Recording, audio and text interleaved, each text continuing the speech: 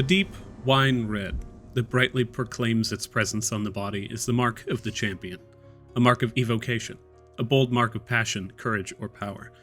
Those with this mark can be defined by a nature of thick-headedness, aggression, or a proclivity towards compulsive behavior. A common mark among the Ashbound.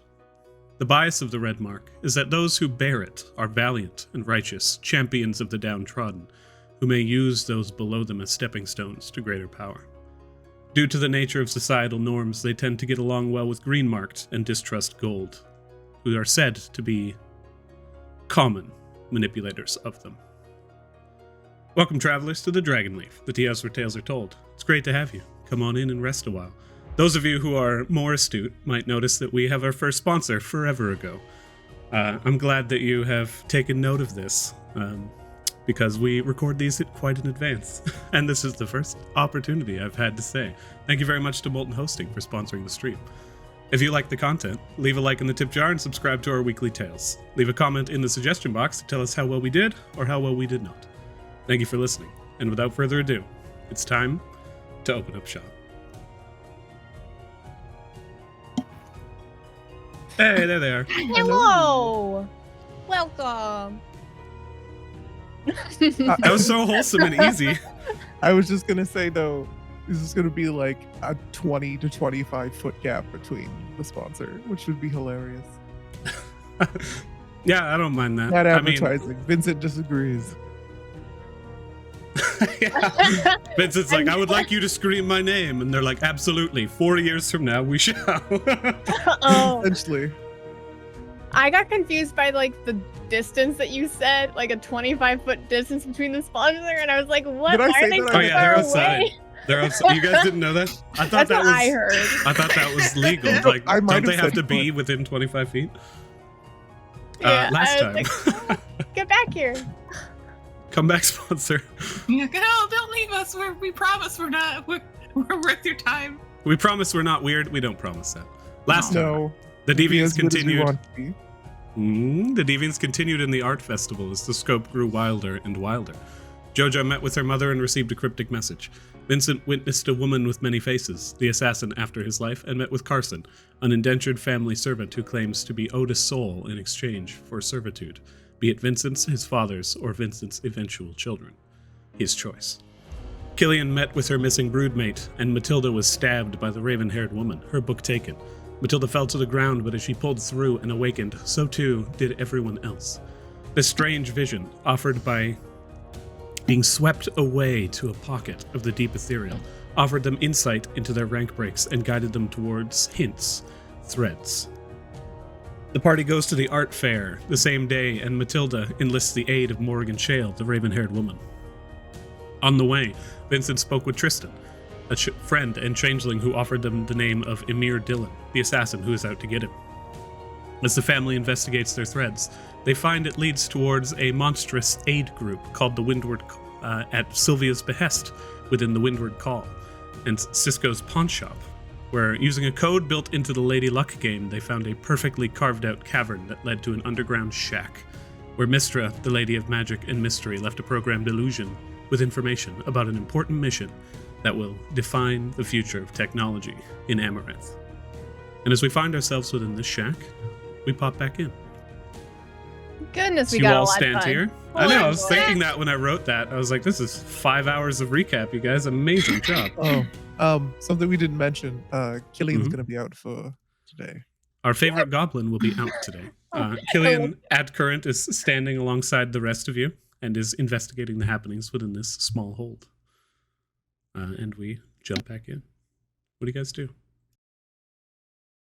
Well, you guys wanted to investigate the other room, correct? There's a door that has information. Yeah. Do I know there's an illusion in front of the door? Do I know, based on my wild magic, my magical awareness, do I see through illusions? Like if there was magic behind an illusion, would I see it? If you recognize an illusion as an illusion, it becomes temporary. It becomes basically like slightly transparent in a general sense. As you look towards the wall and you see the illusion magic there, It's kind of like there's a bloom filter on top of it, but you begin to see the outline of a wooden door on beyond both sides, both east and west. So I would have seen if the door was also like enchanted with like, I'ma blow you up if you open this door magic.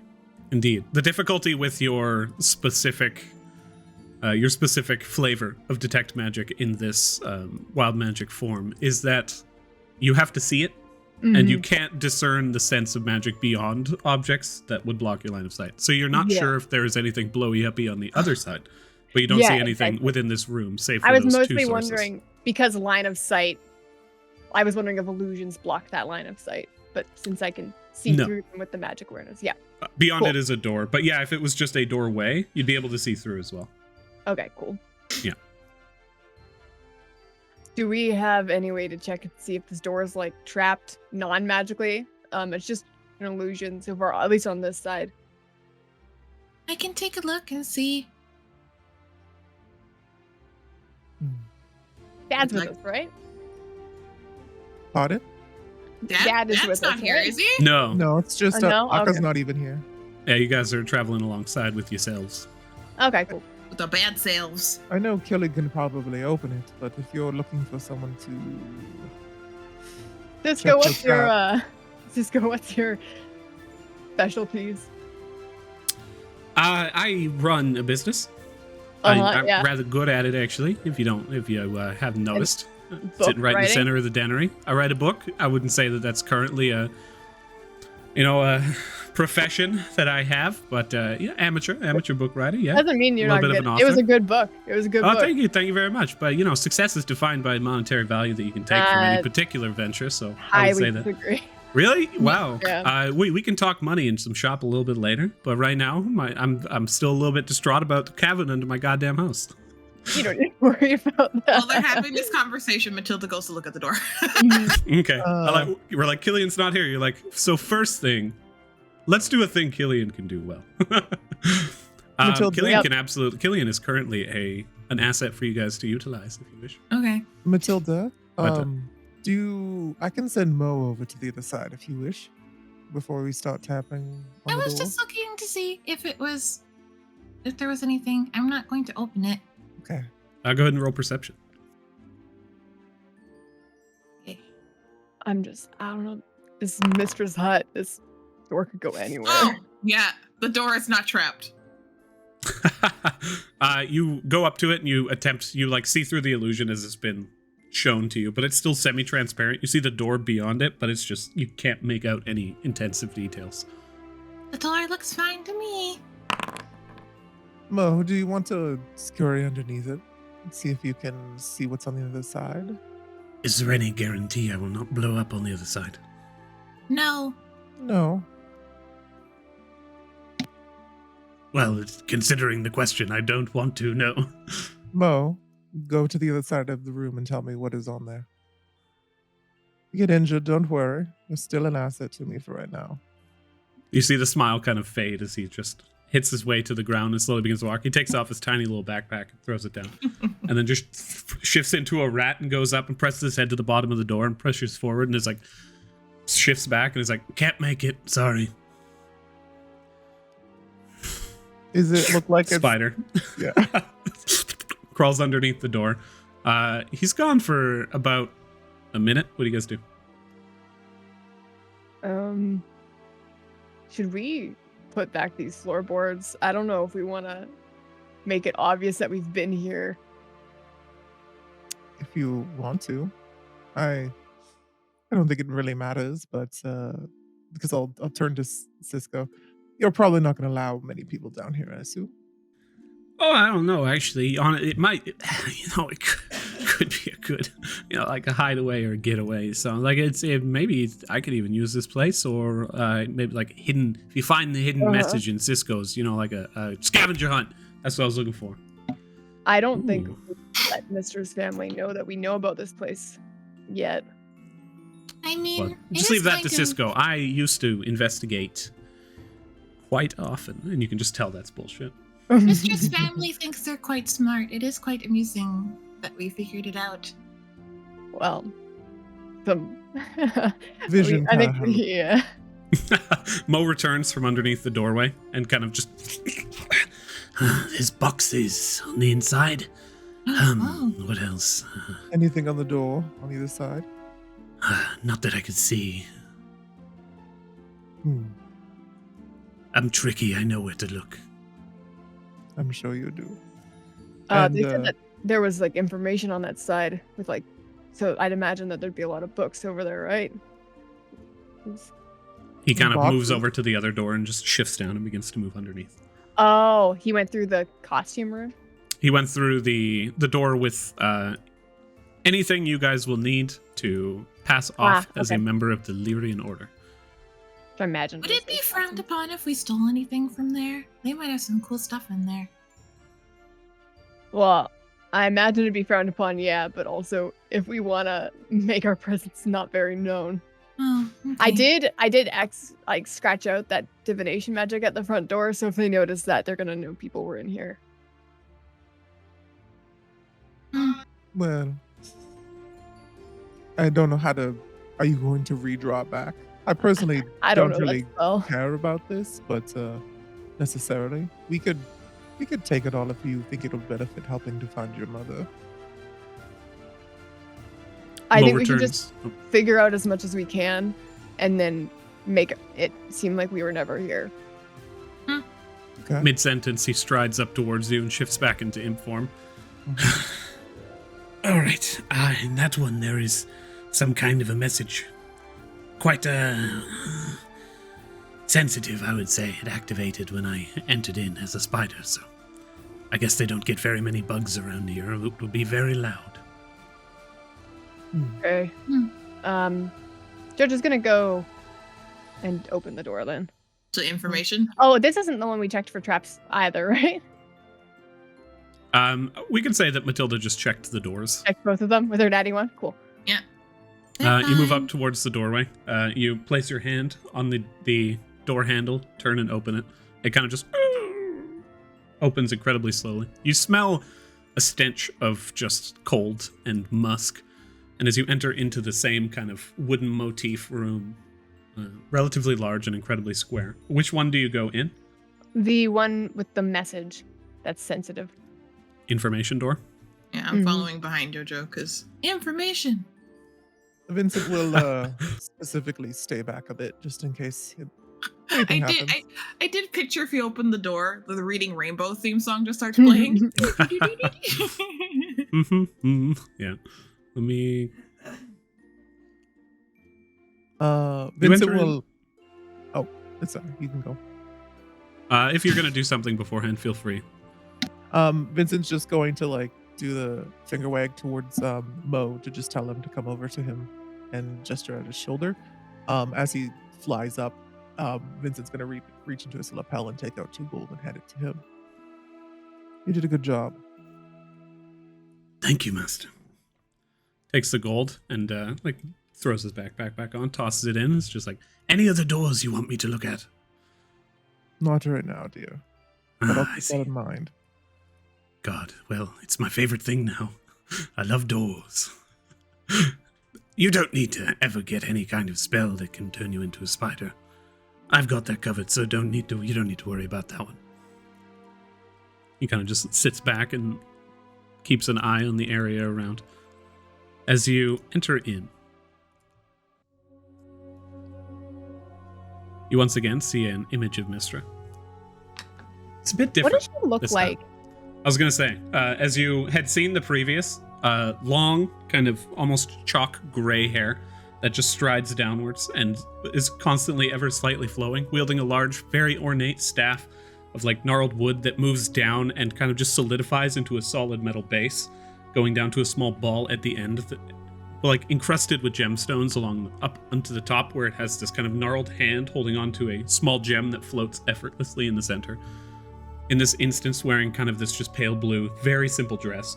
But as you move into this new room, you see the exact same garb, but of a young woman, chestnut brown hair, kind of flowing back, similar face, pale blue eyes that almost seem to glow with this kind of just beautiful energy. And as you enter into this new room, a message plays. She appears in a small flourish as a rune lights like just brightly underneath her. And she says, "The prominent mining town of Ironhall, located in Southreach and locked in the Hollow Mountains, has suddenly refused to trade with Amaranth. The mine produces a large quantity of iron, copper, various rare minerals and gemstones, and without the flow, Amaranth's constant expansion will be slowed. Atop that, Gond and my collaboration of the first large-scale airship will be all but halted completely. Information of this has not yet been made public. The precious metals and gemstones that used to pour out of the mine have ceased, and are integral in the Stargazer's completion. Since the time of recording this message, 4 weeks ago." And you can see she's like, in the time of recording this message, and then another kind of illusion appears, and it's just like 4 weeks, just continues, and is illegible up to that point, and then continues in this just constant mishmash. "On the 4th week of no correspondence, a cart arrived in Amaranth with the decapitated bodies of previous envoys, and a notice written in blood along the interior walls of the cart, a series of dots, dashes, and blips. After some research into the happenings, they have been discovered to correspond perfectly to the thousandfold tone. A group of Siric's family found their way into the area of the Whitewater Key at the time, discovering the hidden carriage and recovering an individual believed to be tied to the happenings. Apprehending one of the group, our family was able to uncover this information. The situation is being held very close, but several well-connected families have found out the truth of the matter, and after a tribunal in the Crystal Court, Siric was determined too dangerous to be allowed to go near Ironhall and is under close watch. My family has been chosen to undertake this mission, to discover the happenings behind the mystery of Ironhall. At the same time as the mine stoppage, Lyrian Order activity was noted in the area, and they have been believed to be directly connected to the reason the mines have halted trade. A contingent has been sent to Ironhall before this wave, but the Order was prepared for their appearance, and the group was forced to scatter, adopting new visages and histories. This leads me to believe the Lyrian Order somehow has the means to intercept spells that transfer information. The last communication sent by our advanced team leader, Rowena Manx, was noted. Strange happenings within the city, plague, famine, and mindlessness. She said that she has made contact with a member of the inner echelon of the city. Long-distance communicative spells should be kept to a minimum after teleportation to protect those within the city. The mission is information gathering first and foremost. Find out why the mine has halted and continue the flow of ores to Amaranth. Enter into the city and make contact with the advanced party leader, Rowena Manx, and using her connections, enter into the city's inner echelon and put a stop to whatever is happening within Ironhall. Godspeed, my family." And a long pause, and she says, "Among others." And then Oh! fades away. Oh my goodness. Okay, can I Can get Vincent insight check? Like, does he need to insight check that last comment? No, your passive insight is like, oh, she knew this was a possibility. Oh, she's so smart and cool. Or he's like, that was her. Maybe it was. Okay, can I get a bit more of a timeline now that I know that my mom is in Ironfall currently? The timeline was she left Amaranth about a month ago. And before that she was gone for about, what was it? Like it was like 2 weeks. She said that she's some study group. So she was currently still like within the city. Mm-hmm. The study group was previous. With your previous investigation check that you made last episode, you actually would have this information and are attempting to build a timeline. Go ahead and make investigation with advantage for any additional information that. Yeah, Matilda helps with her weird time shit. What weird time shit? Do you mean like calendar Keen reading? mind. Okay. Oh, natty 20, Oh. 24. Always knowing what time it is. Oh, fuck yeah! Oh yeah, with Keen Mind, this absolutely, I love the narrative rolls. It was on the 18th of High Bloom that your mother had departed in order to make passage to now, an advanced group that heading towards Ironhall. It has been 4 weeks since that time. It is now the 46th of High Bloom. And in 2 months, exactly 8 weeks from now, 1, 2. It will be the 39th of Elderbright, mid the height of summer, just after the eclipse. So on the 39th of Elderbright is when this teleportation circle is set to activate. When we should be coming here to go to Ironhall. Based on this message, she expects that of us as well. It seems like. Awesome. Is it okay? I was confused. I thought people were supposed to come back at that date, but maybe I'm confused. So, just out of clarity, then, had we never come down here, who was the one supposed to be teleported in 8 weeks? Seems like more of the Mystra family, right? Yeah, Mistra's family. There has been nobody mentioned, but that seems pretty common for this kind of clandestine activity. So, are we expected to have company then here? Probably. Potentially. You said that. Did you say, out of character now, Amir Dillon, you know who she is? Do you know that she's part of Syric's family? Did you say that to us? Yes. And Okay. I think Matilda at one point said that she wishes to march right up to Syric's place, I think. Maybe we can kill two birds with one stone on that one. If we can get her to not try and kill you, and also find out what the Syric's family found out about all this, and see if maybe we can team up a bit. The problem, well, we'll have to see. The problem with that is if someone marched up to our family home, it was like, It's a bit Matilda, aggressive. Vincent was trying to kill me, I would dismiss them, or I would and Yeah. just maybe have a chat with my own family member. But Dad's trying to get into her dreams first, right? yes, tonight. So we can see if he made any progress in the morning. If not, then I'm fine going down there. It's not a huge issue. I just figured that we wouldn't get much out of it. Though this does bring up,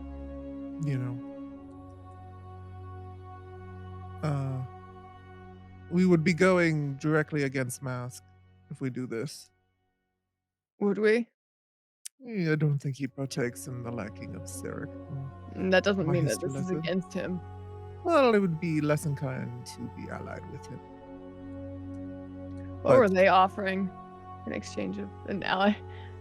Yeah, he came by the family. No, home, remember? no, I know, but what were they offering? They were just offering information about who your assassin was, which you already know. I and then- understand. Otherwise, just like a normal alliance stuff. But I am in the position of not necessarily wanting to take what they were offering, nor interested in it at the moment. So, but we never really voted on it or discussed it. So, I don't know how everyone else feels in the family. Their deal sucked, so I didn't like it.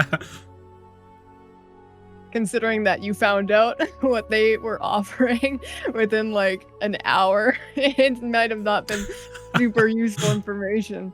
The deal was not balanced. They got way more out of it than we did. Or maybe you're just that good. Who knows? Vincent just does a little curt, like half gesture bow, and never doubt me, Jhojo. Oh, I don't. I'll probably doubt you. We are in a place of. We have more than what others usually have to offer, especially because we're a new family and that's all a big deal. And the fact that they were trying to downplay that, I didn't like it. Well, we expect to be used and abused, at least at the beginning. Some people don't like people showing up on their turf, so. No, that's fair. I'm not saying because I think that we're fantastic and best in the new family. Oh, but you anymore. should, Matilda. Yeah, but it's more so the fact that it's a really good bargaining chip, and they weren't understanding how much of a good thing it is and how much worth it has. But anyway, we need to go into the other door and look at the stuff. Yeah, okay. You hear Are we- Cisco on the other side of the room was just like, hey, there's some good stuff in here. I can sell some of this. I won't though. Yeah, what's in that other room? You leave and go into the other room where Cisco is currently kind of like looking at, he's just sitting down and staring towards, you see in the corner of the room, there's a small set, kind of just a wooden stand with various different, like, very weathered pieces of mining equipment. You have miner's pickaxes. You have large kind of gold shoveling mesh nets. You have clothing and hard hats, and like they're kind of these just almost metal, nearly repurposed, war-torn militia helmets. And there is cubbies with individual boxes. There is 4 of them prominently displayed on the other side of the room. When you approach, you see just jumbled letters underneath each box. As you begin to move forward, Jhojo, you look at the first one. It just says, not for you. As the letters kind of form themselves. And then you look at the next box, not for you. Next box, not for you. 4th box, not for you. Yeah. I don't know if a half-orc or a tiefling or a goblin is going to blend in well to what they're trying to do here. Matilda walks up and starts she stands in front of each one looking at the letters on the boxes, see what she sees. Roll an Arcana check.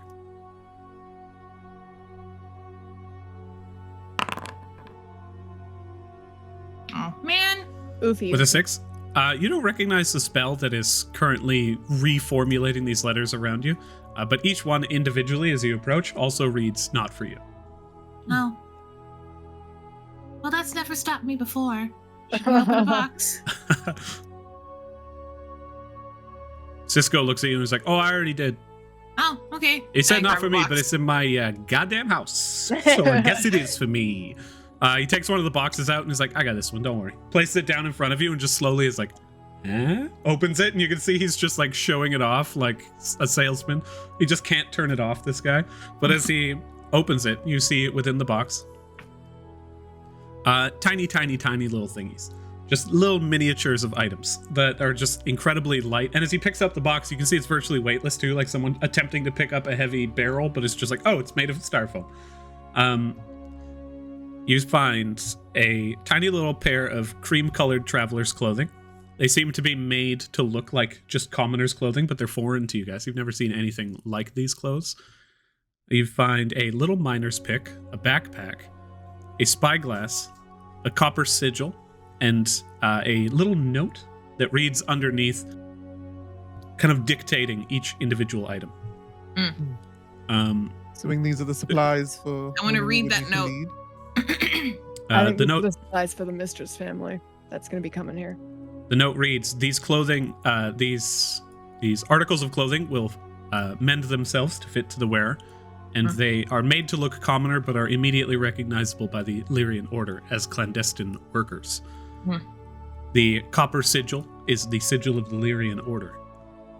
And there's a small bag at the base of it with 5 little medals.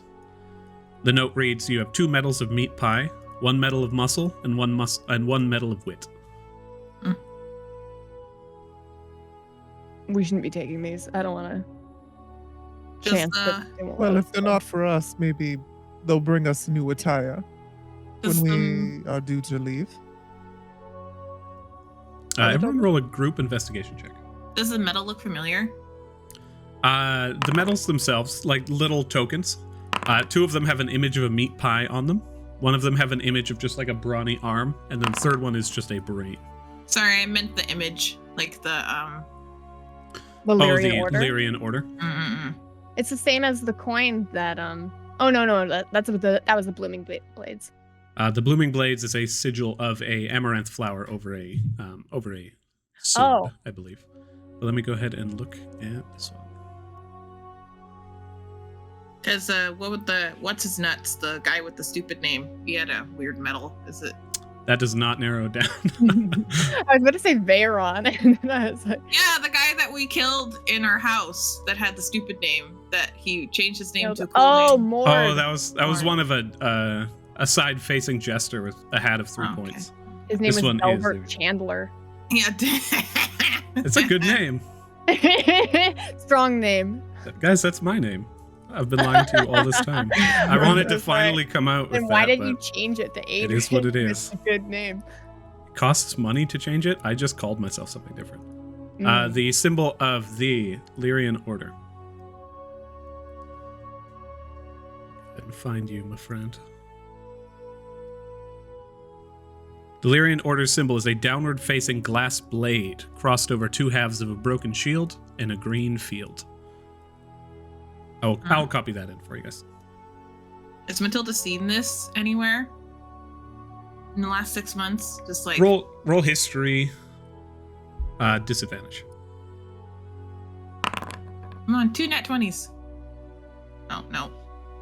Damn. A 6. You have not. It is this, as far as you can tell, this is not a common group to find kind of around in everyday life.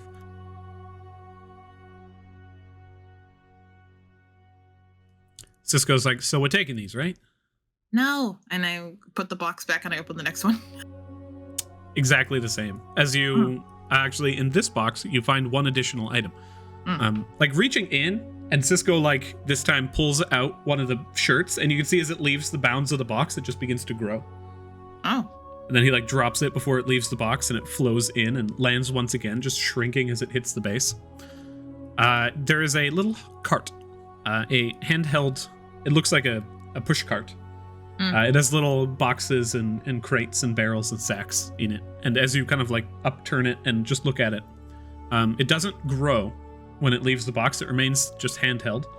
It is a handheld hand cart. Oh. That's cool. Yes, let's go. I don't want to take any of this. I don't want Mystra to let us go. Let me ask you this question, this one, right? Yeah. So, are you guys planning on going here? Like, your mom's there. And I know she can handle herself, I ain't afraid of that, but she's alone. As far as I can tell. Seems like she's like working, they change their faces, they change their names. It's going to be hard to get in contact with each other. You're going to go help out your mom. Don't you think it'd be a good idea to have this shit? And do you give a fuck if anyone else has these over you? They already know we're going to be here. I'm not going to stay quiet about this place. You know me. This is money right here. He looks If you around. want Rowena to stay alive, you have to. Well, that's convincing enough. Yeah. We've got our own shit. That is better than a handheld cart. I don't know what I'm gonna do with a handheld cart. Do you guys? I mean, Paka might like it, but If you don't want it, I'll take it. Well, can we just hang on a bit? This is Yeah, all right. That's fine. That's fine. We have a slight issue. You brought up a good observation before, Jhojo. Half orc, a tiefling, and a goblin walking into a camp full of human worshipping people is going to be quite noticeable. Yeah, that sounded like a great setup for a joke in the first part. I know that one. I apologize. I'll work on that. I just want to know what's inside the boxes, and I'm going to put them back. And as I open the third box. Yeah, that's fine. The other two are identical to the previous, save for there is no other like push cart. Yeah, we should find a way to fit in over there. I'm assuming only humans of Mistra's family was sent. I might be able to get by. I have the innate capabilities of disguising myself, but that armor, how much coverage does it get you in the face and body and covering skin? I guess Jhojo's not. She's about as tall as a human could be, but her build, is it different? She's 5'11" and pretty wide. I'm just wondering if the proportions look different than a human, or she could just be very butch. She could proportions probably pass off as a human. A buff human.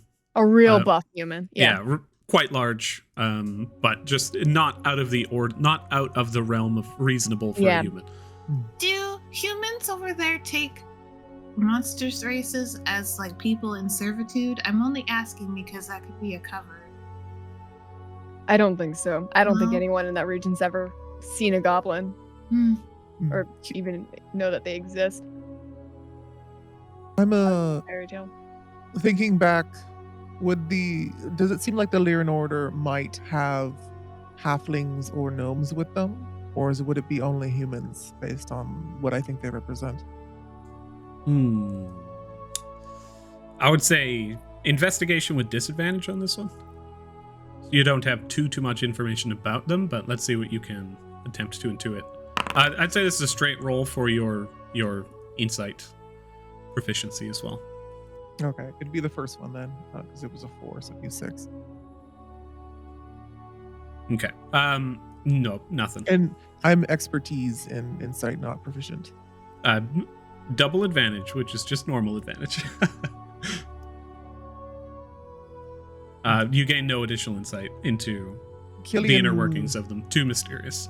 Yeah, Killian would be very difficult to bring up if they're only looking for humans, as most magic can only make you slightly change in appearance. She'd still be very short.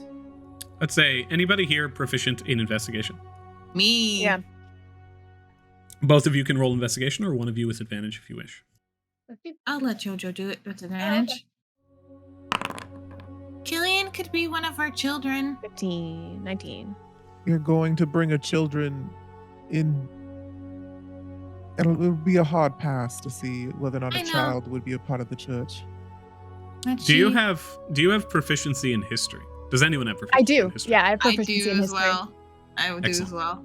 So with the two of you, what you understand about Southreach in your studies of Amaranth itself. Let me actually bring you guys to the known world. Oh, that is also, there's 2 other things that occur, but I will get to those one at a time. As I bring you over to the Amaranth map. Far to the south, you find Southreach and the Shining Vale. Iron Hall, the city which resides right here, locked within the Hollow Mountains.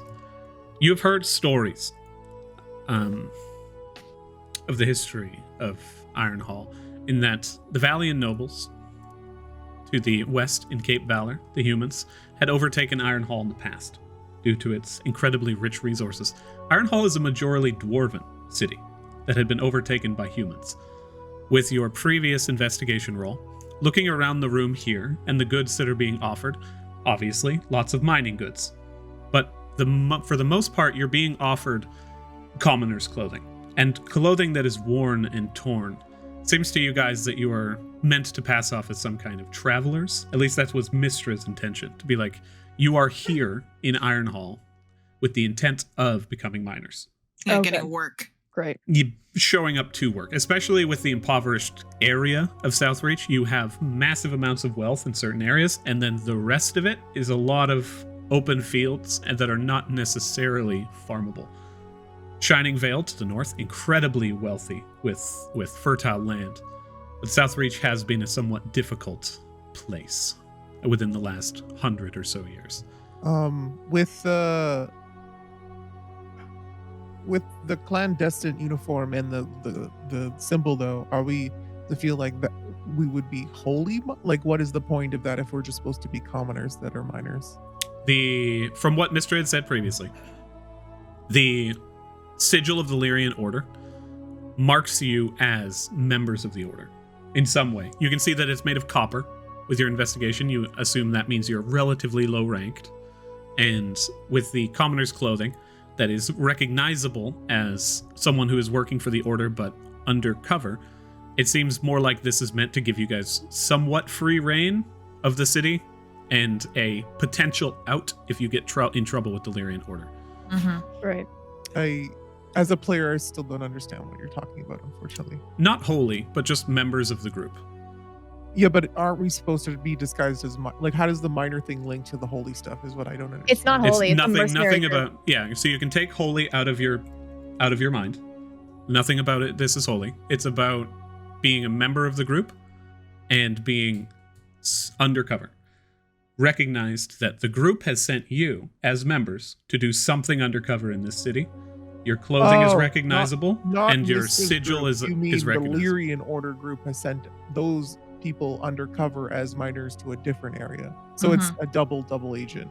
Exactly, and because Okay, you're that was confusing. because you're low ranked, just some kind of copper, whatever that means in this order. Whoever is here probably wouldn't know really much about it. Just being like, oh, I see, some low ranked whelp is sent here Okay. for some reason. But it's from your investigation. This is not perfect. This seems like this is the best opportunity that was managed to get within this short time frame. Mm-hmm. And it would still be better for us to be disguised as humans, but might not necessarily be 100% necessary. For small- could be a dwarf, possibly. For monstrous races in general, I would say you guys can go ahead and roll history on this one because you're proficient. Can I roll 2? Absolutely.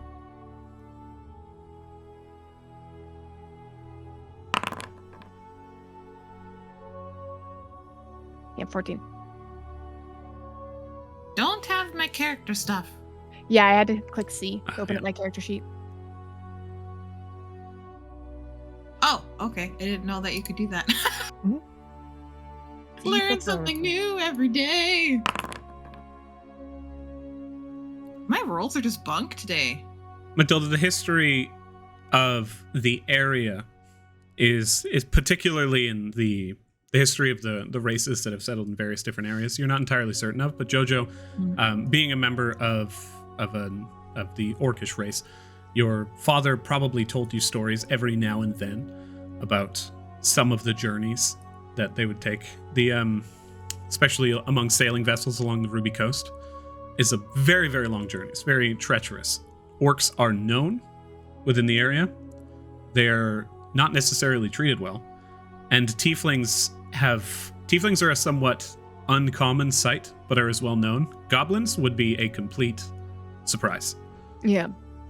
So tieflings are rare, but not it wouldn't be like, oh my god, a tiefling. People would probably be like, that's a tiefling, isn't it? Because the tieflings, when they flee from Asaria, make their way to northern Aboria in order to attempt to find freedom. There is a very, very vicious cycle of oppression and slavery of tiefling and Asimarians within Asaria. But here they flee to the north. They very rarely come south. So it's probably best. So Killian, we need to figure out a disguise for, but for Vincent and Jhojo, it would be nice to be disguised as humans, but it could probably be fine without it. It would be easier, definitely, especially the predominantly human nature of Aboria in general. Okay. And I'm assuming, not that I'm 100% sure, but I'm assuming Bladebeak's not going to be able to come along. That would be a surprise, to say the least. The rest of the world exists basically in the Middle Ages. A steel giant axe-beak bird that moves with magical enchantments would immediately out you guys as adventurers of Amaranth. I'm assuming our tattoos would need to remain secret. Covered. Our ash bronze. Judging by the nature of this mission, you assume that any degree of information spread about the fact that you guys are adventurers and Amaranth are politically somewhat difficult, especially with your knowledge of the history of Ironhall being that it was dwarven, it was overtaken by humans, and then it's basically its own kingdom to the south, right? It has nothing to do with Aboria, nothing to do with Amaranth, nothing to do with Dianthus. To say that we are from Amaranth and we're here to do whatever it is we're doing would be almost akin to an invasion. A very dangerous and very heated political situation around you. So Vincent's kind of leaning against the wall. He'll kind of right himself and stand up a little straighter. Well, this seems to be, disregard, more up my alley in this sense. Would you guys like some insight over the next 8 weeks on what it takes to blend among the people? Yeah, we should probably have some lessons on that. We have a bit to prepare at least, but we also have other stuff we got to deal with. So I think I'm good here. Are you guys? Is there anything else in the room, Adrian, or just the cubbies in the... As you return the final box and you begin to look around, roll perception. Matilda. And Vincent will specifically look at Mo. Mo, is there anything specific that you thought that I'm gonna guide either you myself. forgot or you left out? You didn't tell me about this room. Oh, nothing nice. in particular. Good. You believe me then? Well, he'll just smile at him. I wouldn't want the alternative. Should I roll an intimidation check? Or? If you want to, absolutely. I'll let you finish Matilda's roll while we do that. Your perception, Matilda. As you glance around the area, you place the final box back in. You hear the faintest just from behind you. I don't know if the mic picked that up. Just a faint wooden kind of click. Mhm. And as you turn and you begin to look for the source of this click, you find a floorboard ever so slightly, like a millimeter ajar, cut in a square. As you reach forward and you just begin to investigate, press down on it, it begins to lift up and you see this just metallic, strange creation. As it gears begin to whir, slowly it begins to raise and you can hear the just tick, tick, tick, tick, tick, tick, as it eventually hits the top and you find a runic tablet, seemingly incredibly old, inscribed with these ancient runes. You can attempt an Arcana check if you wish. It will be very difficult. Can I give want her to a guide help action? myself. I'll give her the help action as well. Okay. I have proficiency. Proficiency. So advantage or just normal? Advantage. You don't have disadvantage, it's just that the roll is relatively difficult. Hold on, and I want to add a d4. Roll. Ooh. So 13. You cannot make heads or tails of it, but you can tell that it is some kind of runic sigil sequence. I write it down in my book. It'd probably take about 15 to 20 minutes if you wanted to attempt to copy all of this. Hold on, if it's a runic thing, can I put a piece of paper over it and like? Oh yeah. That'll be faster. Do you have charcoal or pencils?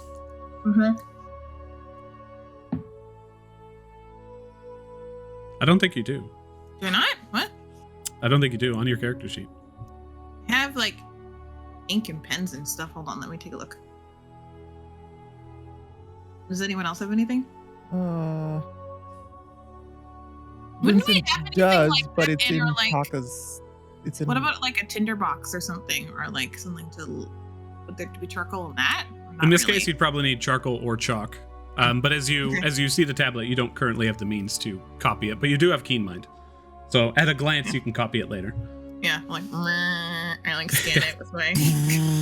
Excellent. I'm done. If you have like ink and paper, you could just draw it out there. It just wouldn't be a direct trace of it. It takes 20 minutes though, so Matilda will do that later on her own time. Okay. Gotcha. As we circle back to Amaranth. So yeah, Vincent was just trying to, essentially with the intimidation check, just letting Mo know that the alternative wouldn't be good in his favor. Is essentially what he was trying to get across. You can see he nods, and like veiled threats are not something that are lost on Mo. He's somewhat of an expert of them. But as he kind of sits back on your shoulder, and he's just thinking on this entire scenario, you can see his eyes moving. His hands kind of just bring themselves in, and he's just...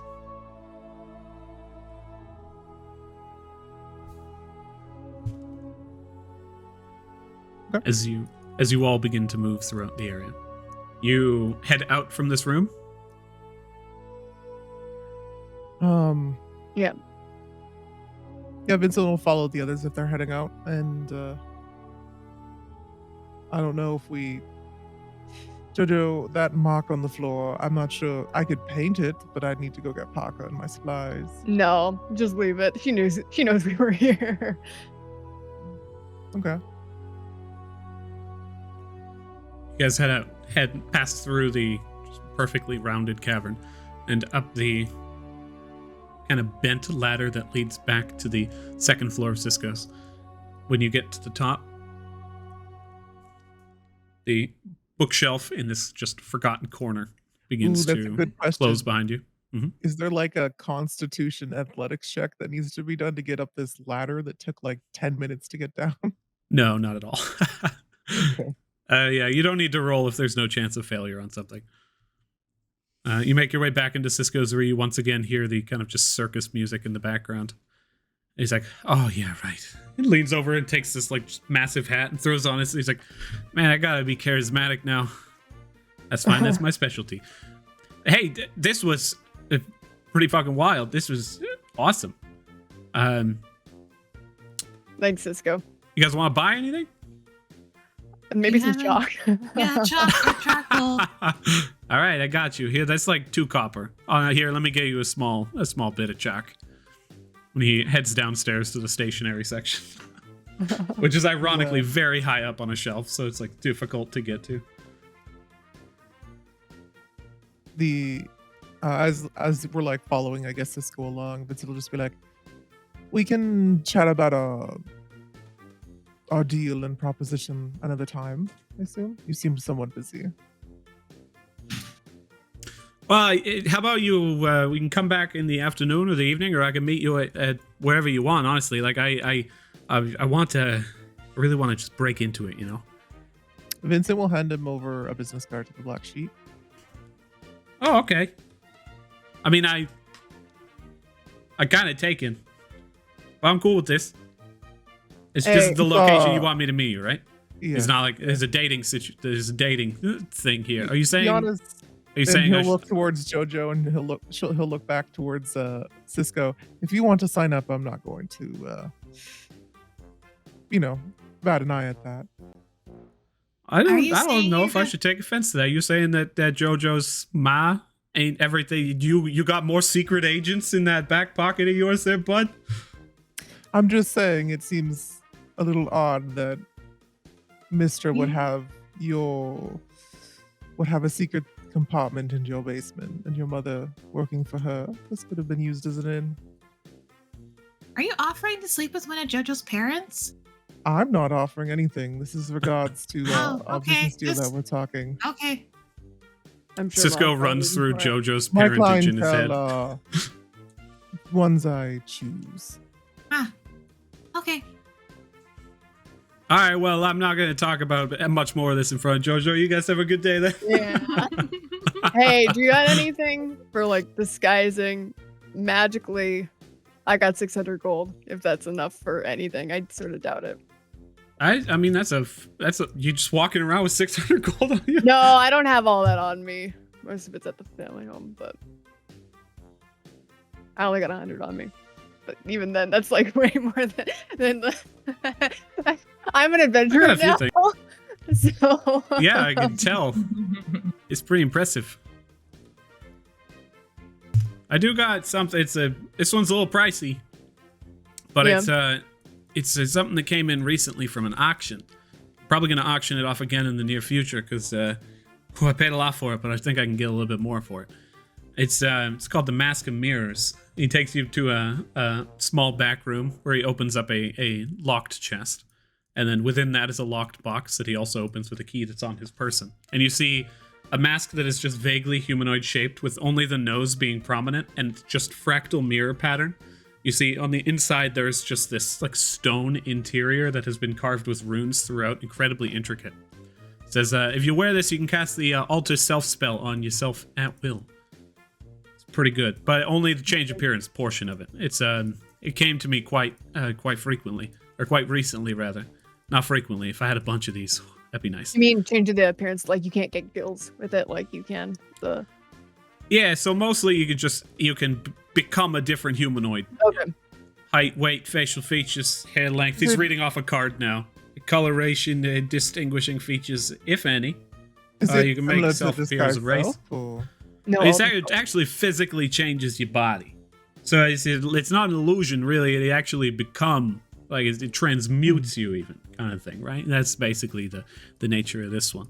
But it's up there. Let me go ahead and get out my calculator and because just tick, tick, tick, tick, tick, on an abacus. This one is a relatively low difficult. It'd be about, like a, family discount a little bit. I can give you 563 gold. Yep. Yeah, I'll do it. Done? I don't have all that on me, obviously. I'll come back in the morning and get it.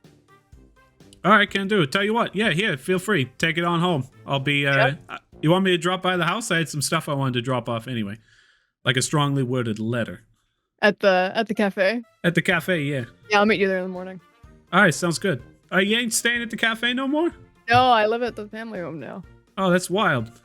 Look at Jhojo all growing up and this, like, reaches, ruffles your hair. She leans thank down. you. Thank you. I appreciate that. Okay, I'll see you there in the morning, though. looking at the magic item that Jhojo just bought, it seems to be rarer than the Saturn that he was trying to offer Vincent before, correct?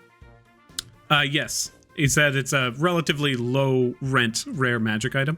So the basically the system for magic items within the city that was doled out by the gods is that each rarity has 3 different tiers. So you have low, mid, and high rank common, uncommon, and rare magic items. That's fine. I just have a question in regards to it. Sure. The Saturn was about 200 gold more, and this one seems to be rarer than that one. Was he trying to pull one over on Vincent? No, he didn't seem to be. Like, Cisco doesn't really attempt to rip people off. As far as you can see, he's pretty willing to throw discounts people's way. Yeah, so this one is just incredibly discounted then. Over For Jhojo. No, this one's so low. I can show you, for example, a high rarity magic item could cost upwards of 500 gold base, and then there's additional fees on top of that. And a low rent rare magic item only costs a little bit more than that, and then he discounted a little bit for Jhojo. If you go up to high rarity magic items, it goes up to like 3,500 gold base. Yeah, I don't. It's hard to understand what you're talking about because it depends on the rarity that you're. So I was just wondering if this was they're like split. a roleplay thing. They're further split so that there's a low, medium, and high, and then those are costed accordingly. Okay. Yeah. Good. You remind me once again how much that was? It was 563. Three. Let me Three? go ahead and put that. That's what I back have up. written down, but I thought maybe I was wrong. Yes, 563. Mhm. Is that right? 563, and we're back. The Mask of Mirrors. As you touch the mask, Jhojo, it is handed to you via Cisco. A message comes to mind. They are coming for me, just as you said they would. I will not stand for this madness. Answer me. Do not abandon me now. I will toll the bell once more. Upon them all. The Sovereign. Ooh. And as this quote comes to mind and fades in the brief moment that Cisco hands you the item, he hands it to you with like just a chipper look, as though he himself did not just hear that message. And he's like, yes, that's that one was going to go to auction probably in like the east of the city. I bought it in a similar auction north in kind of Storm's End. Seems to have come off a boat, but Okay. I don't know. Came It off wasn't a boat? exactly. It was a little bit seedy. Yeah. They said that they found it from there's like a shipping vessel, and then they scavenged some stuff. Okay. I mean, this is like pretty obviously from the dungeon, though. You think? I'm like 75% positive. When I touch it, I get the same message, right? If you reach forward and you touch it, yeah, you begin to hear the message that just kind of rings out, and it's like, they are coming for me. And then you let go, and it just fades away. Does this message that we're getting from this item seem like it resonates with any of the stuff that we've seen so far in the dungeon, story-wise? Like He with said the something girl? about putting a toll, like a ringing the toll on people, or Yeah. belling the This is- toll. I will belling the toll. I will toll the bell once more Yes. upon them all. Words. But there's a lot of stuff to do with bells. I do Yeah. like the idea that in the early morning, a church on the hillside, early England, and they say, "Bell the toll, friends! Bong bong!" That's how you got your last name. It's actually, we were bell ringers. Ah. Initially, I was like, oh, we must have been bell makers. That's cool. No, we were bell ringers. Hmm. We rang those bells, But which that may was be an a very important job. amazing profession. Exactly. Super I'm not very historical myself. That's a lie. I know. Matilda's Continue. trying to see if she can. Oh, sorry. No, I interrupted. Matilda's just trying to see if she can make any connections between the voices that we've heard in previous items and the story that we're seeing about the frog and the dude and the Lion. girl. I would not Yeah. say in this instance an investigation roll is necessary. From what this voice seems entirely new. I Okay. will allow an insight check. Could I get the message you just said in chat? Yeah. Thank you. May I guide myself, Adrian? Of course. In this instance, let me think. Yeah, that's No. what I always like to ask. Not Yeah, in this yep. instance. That's cool. Yeah. Yep. Yeah, no additional insight on this one. Okay, It's thank not you. a voice that you recognize, and it seems maybe like something beyond where you guys have been so Yeah. far. Okay, that's fair. Thank you.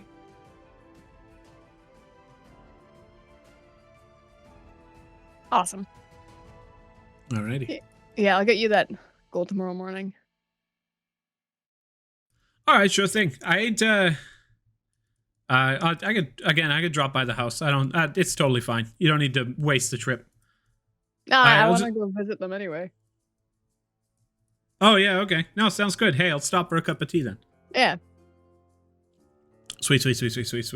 I gotta go. Like, customers are probably freaking out right now. Anybody else want anything real quick? You got me in my chalk and my charcoal. He hands it to you. Thank you. And you said it was 2 copper, correct? 2 copper, 1 copper per piece. There's a piece each. Thank you. Of course. Jhojo also wants some chalk. Jhojo speaks about himself in the third person. Cisco likes that. Oh, if you get any items that are like celestial shards or demonic shards or fey shard stuff, let me know. I may come purchase them. I'll keep an eye open. I don't think I've ever once received anything of the like, though. It's like a shard of a demon. You gotta fracture them. Can I pull out the one that we have of the celestial one? Oh, that's a fragment right there. That's a fragment if I've ever seen one. Ain't no shards in your hand. Oh, I think she's inclining more of just magic items relating to celestials, fae, and demons. Not necessarily shards. Just like, I keep my eyes open for you. thanks. Remember Cisco's. How could we forget? Yeah, it's hard to, honestly. I wake up in the morning and I'm like, God damn, I'm me every now and then. All right. He turns and just begins to head out Yeah. back into the midst of the wacky and wild shop while you guys make your way out into the open air of the city street of the Denery. Speaking of fragments, would you be okay if I consume this?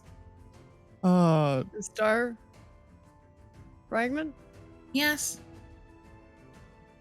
I think it's pretty useful. Did we decide no on this one? I think can't we remember. did. That's fair. Okay. well, my only stipulation was you needed to purchase it from us Oh, or from Paka. Like, you need to equal compensation, and then you can own it. how You much? do whatever is you want it? with it after at that point. I actually have no idea how much it's worth. We'd probably have to bring it to Regis. Okay. Vincent will take it and just kind of look it over. What does he feel like he would value this at? For the nature of the Diamond eye. ability that it has, I would say with the abilities that the group currently has at their disposal, you can roll, would this be an intelligence-based insight check? So Okay. intelligence with expertise, Can we help?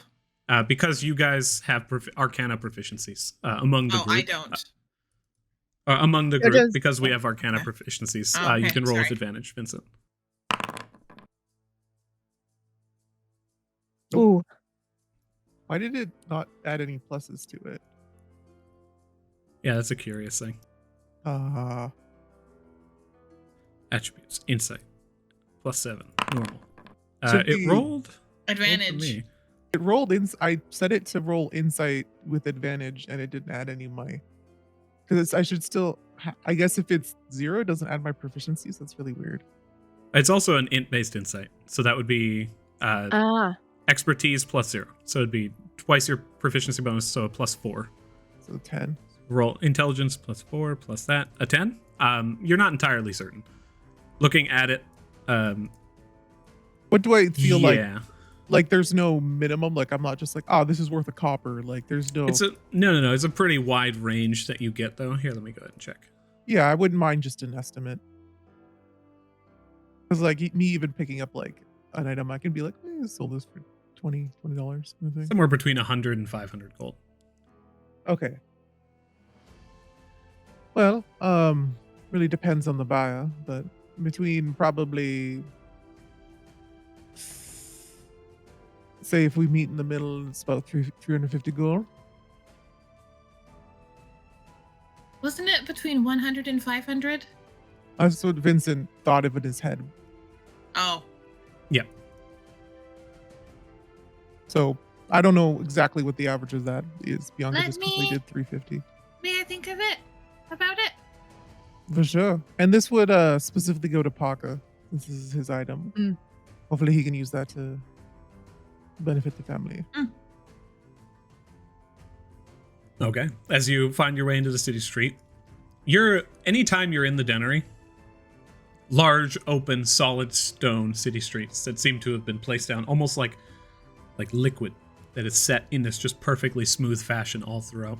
Cobblestone sidewalks that lead into just fine, flourishing buildings, and just people everywhere. A constant flow of people.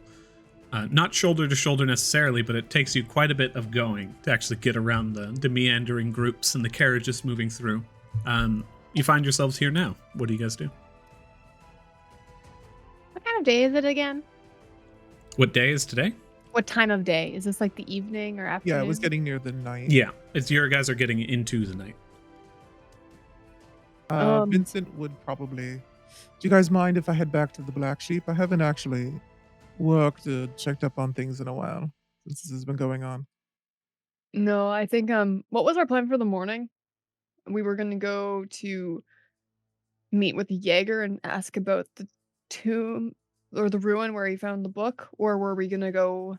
Well, if Dad's able to get in contact with your new friend, then maybe we should go talk to them. Yes, is there any way you can just quickly send Diego a message and tell him to meet you at the family home in the morning so you don't have to make the trek? I guess I could send a courier. Yeah. If you wish, I could. They're only a cup of copper or silver if you want them to go faster. Yeah. I can find one. Adrian, can you refresh my memory? Did we make a plan with Morgan to meet up with Goat Lady and Jaeger tomorrow? I feel like we did. Or at least that was my plan. I think at current, her only thing that she's currently working on is just that she wants to decipher the book, which just means she will need some time with the book or etchings of the book. She was willing to go with you guys, and that can be relatively easily done at a moment's notice. Just a silver for a courier, or again, a little bit more if you want them to skedaddle. You can also send a spellogram, but it's quite a bit more, which is just a wizard somewhere sends a sending message. But yes, she is willing to go with you guys for these excursions. In fact, she absolutely wants to join you on them. Okay. In general, this campaign has time-sensitive stuff, but anything that you guys yourselves are like, we would like to accomplish this, is pretty much like when you want to complete it. Okay. Yeah.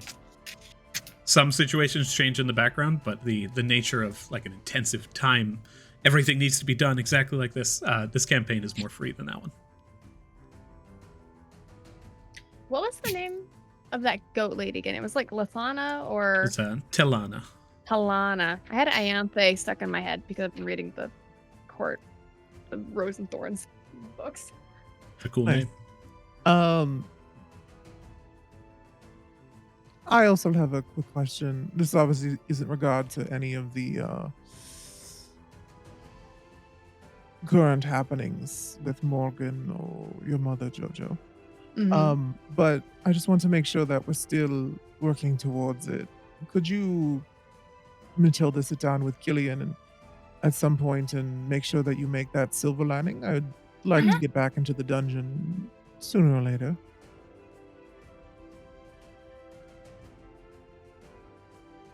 Well, Yeah. I will say that I will set time aside with Killian.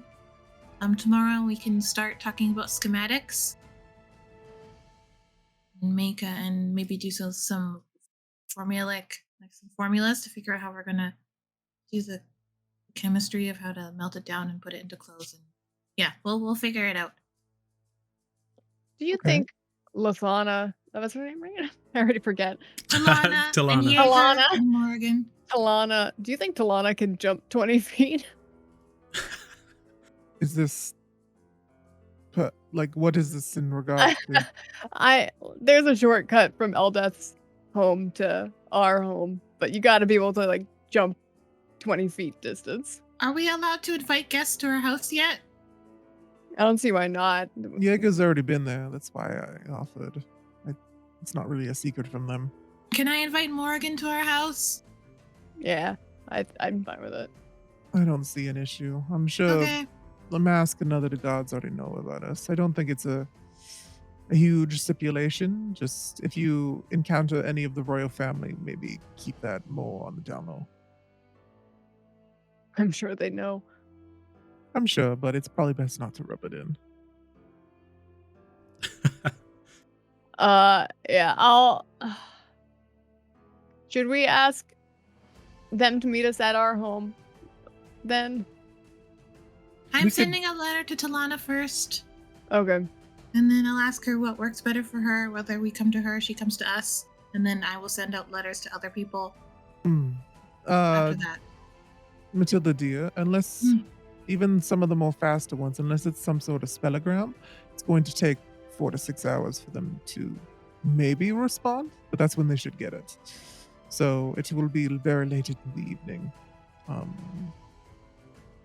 Just so you know. They might be asleep by then. How much was a spellogram again? Was it 10 gold? Wasn't it a gold 10 per gold. like word? It's basically you go in, and then it's by nature of the sending spell, you guys know that this is just gouging. But it's minimum 10 gold, and then it's 1 gold per word up to 25. Oh no, it's yeah. I will go find somewhere to do a spellogram. Okay. As you traverse the city. Vincent's gonna head off and go back to the Black Sheep. Yeah, Jhojo will go back to the family home. Okay. I think Killian also goes back to the family home. They're going to prepare and distribute some flyers and some information. Still kind of just digging into their own the information surrounding their missing broodmate. So the talk of spellograms, would Killian not want to go with Matilda to try and see, or Killian go with Matilda to try and see if he could send one to Killian? I cannot recall what Damon said. He said absolutely. Absolutely. Most excellent. I don't know what he would send, though. That's the problem. This will be a retroactive thing. And then when we pop back, we'll figure out what message wanted to be sent through that. Actually, I think that Jojo's going to spend the night at the Lavender Cafe. And before that, she's going to spend some time at the Owl Library and just sort of look into anything to do with like Iron Hall, the Lyrian Order. I guess she would also look into like that region. I'll say because we're doing just kind of like a separate spotlight situation. Yep. The Owl Library, whatever we can say that you go in, and I'd say go ahead and roll investigation as well. I will need, just by nature of how Jhojo is and the fact that when you start studying, it's going to be incredibly difficult for you to stop. You're going to need a con save to get your nice rest. 13. You don't find anything on the Lyrian Order within the confines of the Owl, but you do find quite a bit about Southreach and Veli. Okay. You do find history of the conflict between the dwarves of Ironhall and the Velian nobles, and quite a bit of just disdain and history there. Though the city now is kind of in this just mid-state where the dwarves have taken the city back and have been given the city, but there's a lot of humans still there. There's a lot of tension. And with your con save, you manage to study the night and still get yet another brilliant sleep. Awesome. We can go ahead and everybody else roll Spotlight, and then we will see what we want to do in order.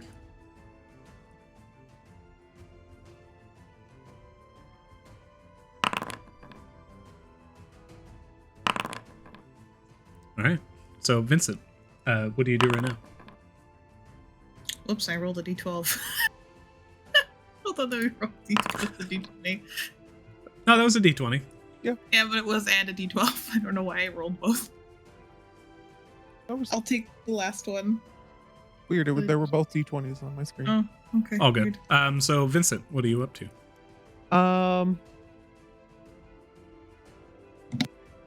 I think he's just going to.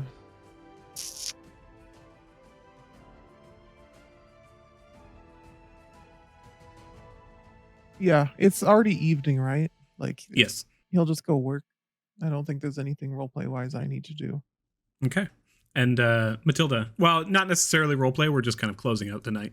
What was it that you wanted to do, Matilda? I goes to send a message. Okay, you head to the spellogram.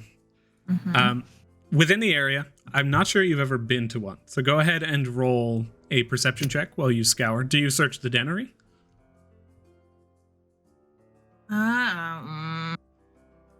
There's a good chance you don't actually manage to find a location. Would I know of somewhere closer to my house or Malamals or Pom Poms that they've had to mention that they've had to send a spell, like a message before? Just in passing. I'd say roll a fate dice. A d20? Yeah. Straight d20. Above 10 will be positive, below 10 otherwise. Or 11 or higher positive. For the 15, you have heard from, just in passing, probably maybe by your uncle, that Uncle Lawyer. yeah, messages are like, I had to send a few messages today. It's a pain in the ass to have to travel down that far. But you don't get an exact location. It's just like, oh shit, it doesn't seem like there's a spellogram location anywhere near the right side of the city. Okay. So it's like down below? I said down there, yeah. I will make my way down, towards down, maybe, I will go down, maybe, slowly to the right. I'll see if I can find somewhere. Okay, go ahead and roll perception. Come on, Matilda! Oh, hey! Nat 20 for a 23, I like it. Searching down for the area in order to attempt to find this spellogram location, you find an old location of the Windwalker's printing press right here. And directly next to it, you find a small spellogram location. As you enter into the shop, you find the people who are just painfully sugary and just happy, and it's like, spellogram, welcome, how can I help you? And as you move in and begin to send your message, who do you send and what to? You have basically, because they say spellogram from person's name, you have 7 words for 10 gold, or you have 22 words for 25 gold. Okay. Hold on one sec. I'm gonna send it to Talana.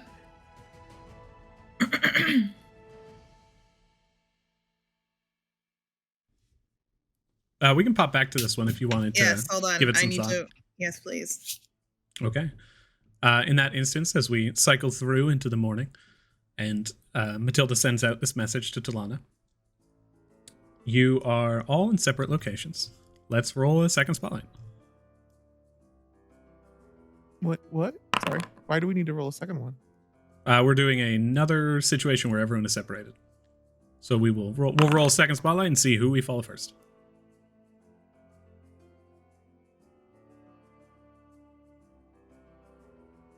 Tamara? Oh, sorry. All good. Vincent 6, Jhojo 3.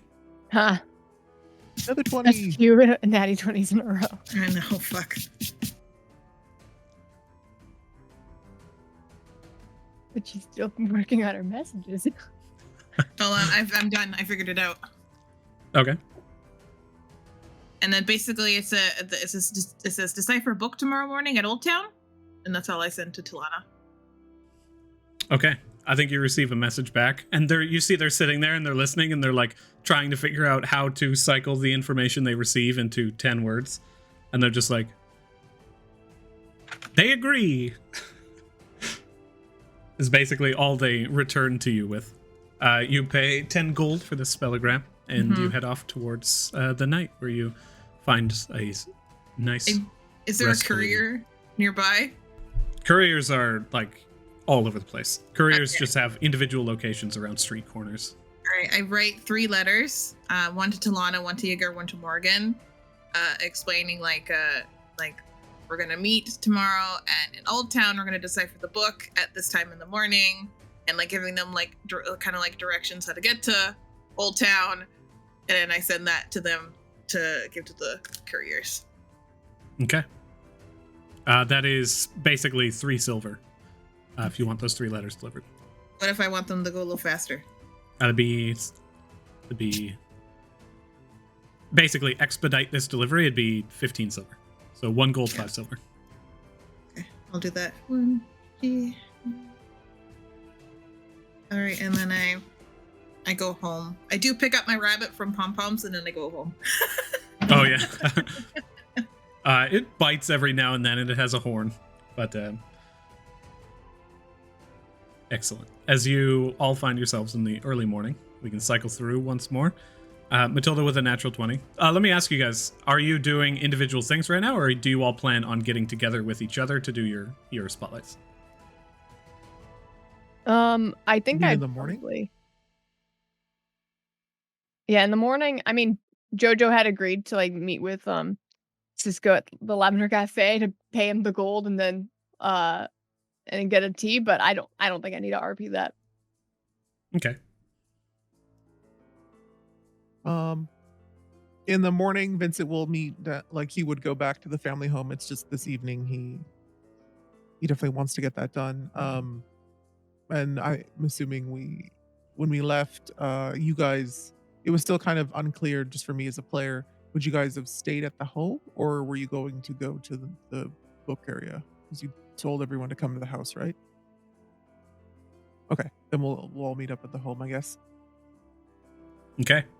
So the way Spotlight will work now is basically that you guys have just an instance in which you can choose which you want the scene to be, and then everyone can interact individually. As you guys have long rested, Vincent, you worked, so that would be here.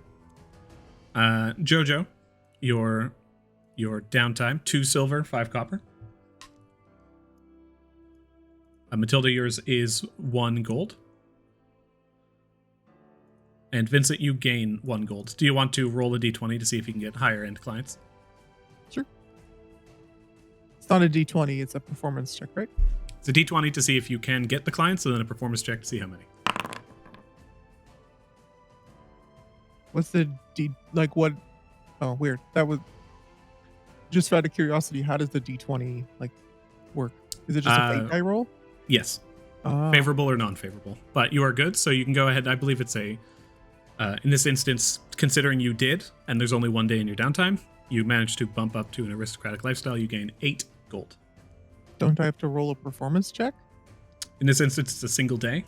You're totally good. There's no gradient, right? It was only 1 day, so if you succeeded, you got it. Oh, Yeah. Okay. If there's like 100 days in your downtime, then we figure out from there. so how much did I make? 8 gold pieces. And we jump back in. So you guys arrive at the family home. And Matilda, it is your spotlight. So as you all arrive, do you set a scene? Well, basically, I don't. They kind of wherever there's a place where the books are. I don't know where this is in the house. I haven't spent too much time because they were all doing the reno. Matilda's not one for reno. As you guys arrive at the home as well, you find it pretty nicely furnished. The entire area, it's a modest home. It's rather rustic, but it's quite nice, and the entire mansion has been decked out in this area. As you find fine beds that are just in these just slatted wooden frames. You find dressers and drawers and kind of ottomans off to the side, and you can see that it has the layout of a very fine mansion with like less fine things. The upholstery is simple but nice, and the entire area has this kind of rustic feel that mimics Lavos's own his own cabin that he had built out in the woods. And then as you arrive, he's like, yeah, I'm looking forward to getting the like silken, like raven silk stuff. You know, it's going to be interesting. It was quite a bit of work placing all this at night. I hope you like it. Yeah, Your that's rooms are great. set up for you. Hmm. If you choose cool. to use them. Otherwise, we have some nice guest quarters. Vincent's gonna do a little bit of a round, just kind of like walk in and peek in. When he gets to like a corner room with only like one window in it, like it's not the first bedroom you would pick. It's just kind of like, yeah, it's a bedroom. He'll look up to Mo, and hopefully this room's on a little bit of the smaller side, and he'll just be like, "This one can be yours." As long as you wish to still do your job. He moves in and he like places down his Little bag. his backpack in a little corner, and he just kind of like sits in the corner, this tiny little like red blob, as he's looking Aw, around most- this big open room, and he's just like, the plans I have for this place.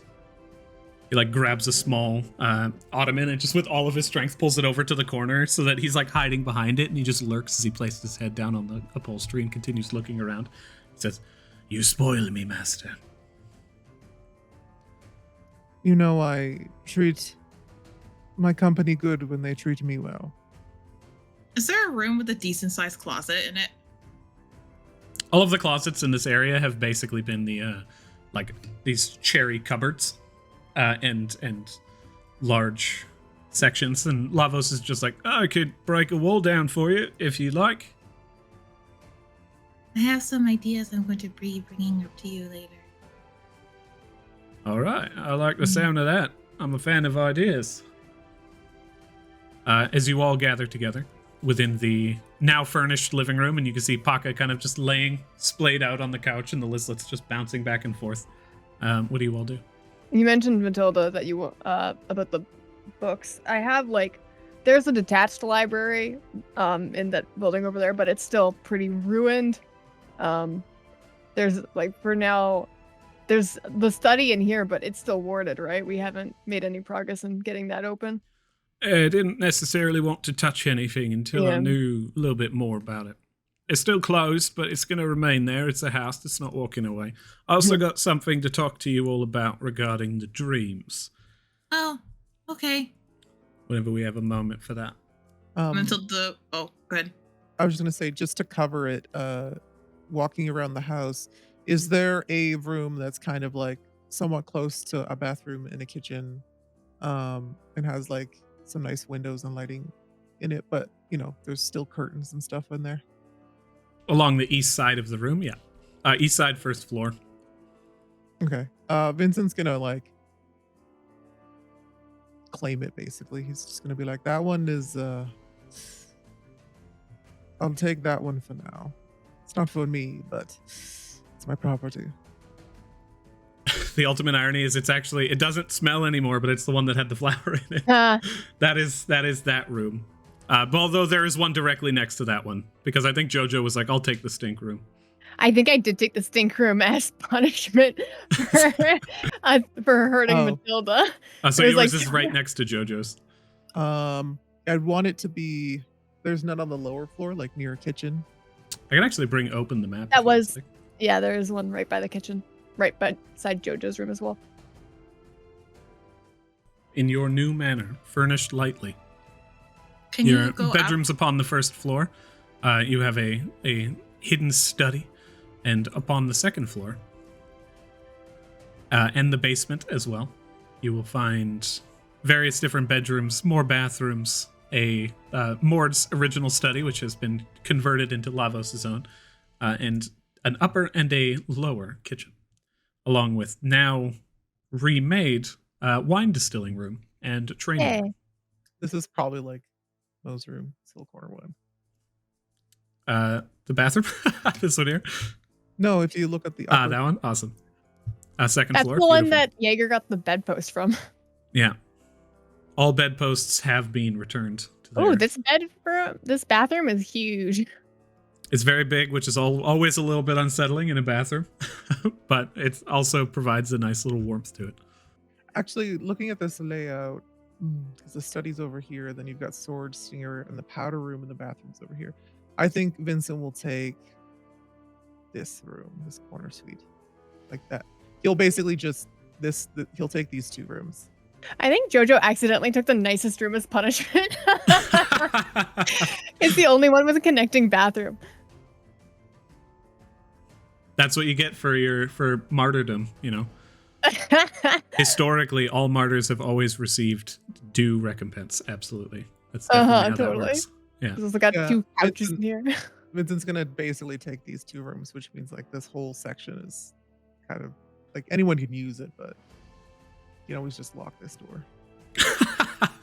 This is Vincent's sitting room, study, dressing room, storage, powder room, bathroom, and Ooh, powder 2 bedrooms. Powder room's right here. Okay, cool. Yeah, he'll do that. Most excellent. You guys begin to get situated in your new home that has been fully furnished, and you can see the nice kind of white tile balcony on the outside and the 2 fountains faithfully restored. A large golden and wooden engraved front door that had been there from the onset. And as you all get settled, before we jump into this spotlight, actually, Matilda, let me steal your thunder a little bit.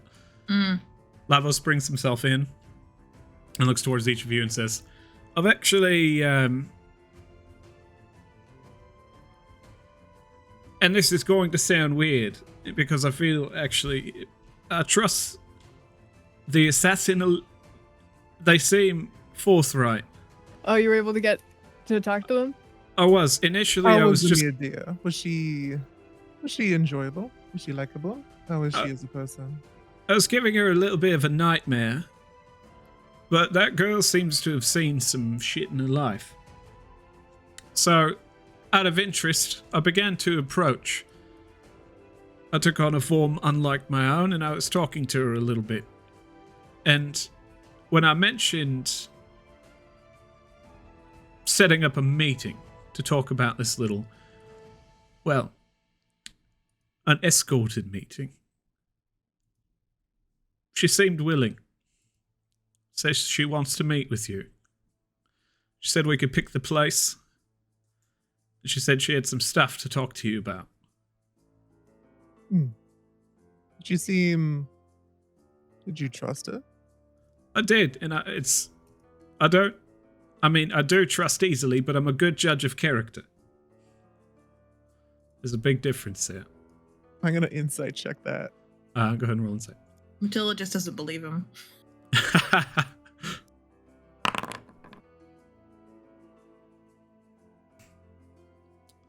He seems to think so. In this insight, he definitely, like, he's confident in his statement when he says that. Why do we keep on teaming up with people who have, like, tried to kill us? Like, Morrigan, like, in the dream, like, literally killed you, and she seems fine.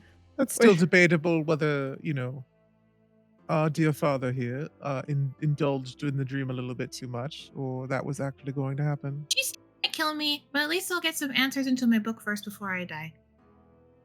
You're not gonna die. Oh, Yeah, okay. You're not gonna die. Not from this. You gotta have a little bit more confidence in yourself, Matilda, in regards to this. I mean, we're all gonna die anyway, so.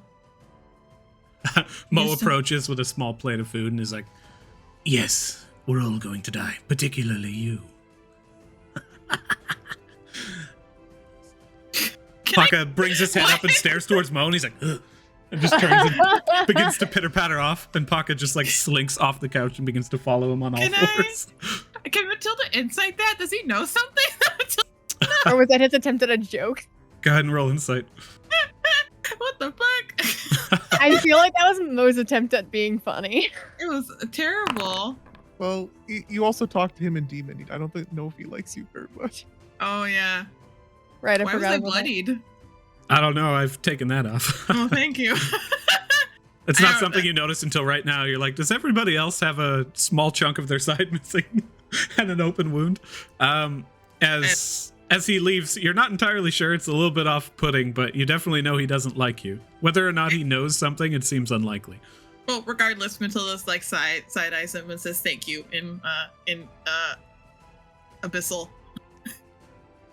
Paka begins to chase him and just goes like, Ava, trying to repeat what you said, but just failing miserably. And then the two leave the room. Lavos just gives them a nod. Lavos, just a quick side note, because I noticed there's just like this weird dressing area in the corner over there.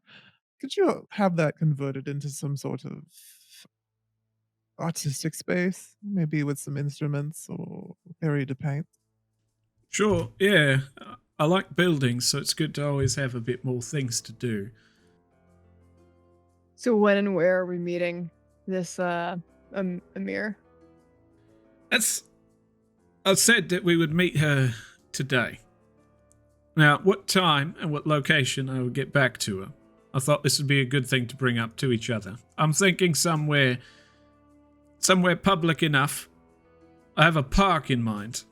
Somewhere public enough that it's not overly dangerous, but secluded enough that I could blast a fucking head off if I had to. Which park, Rojo Corralito or?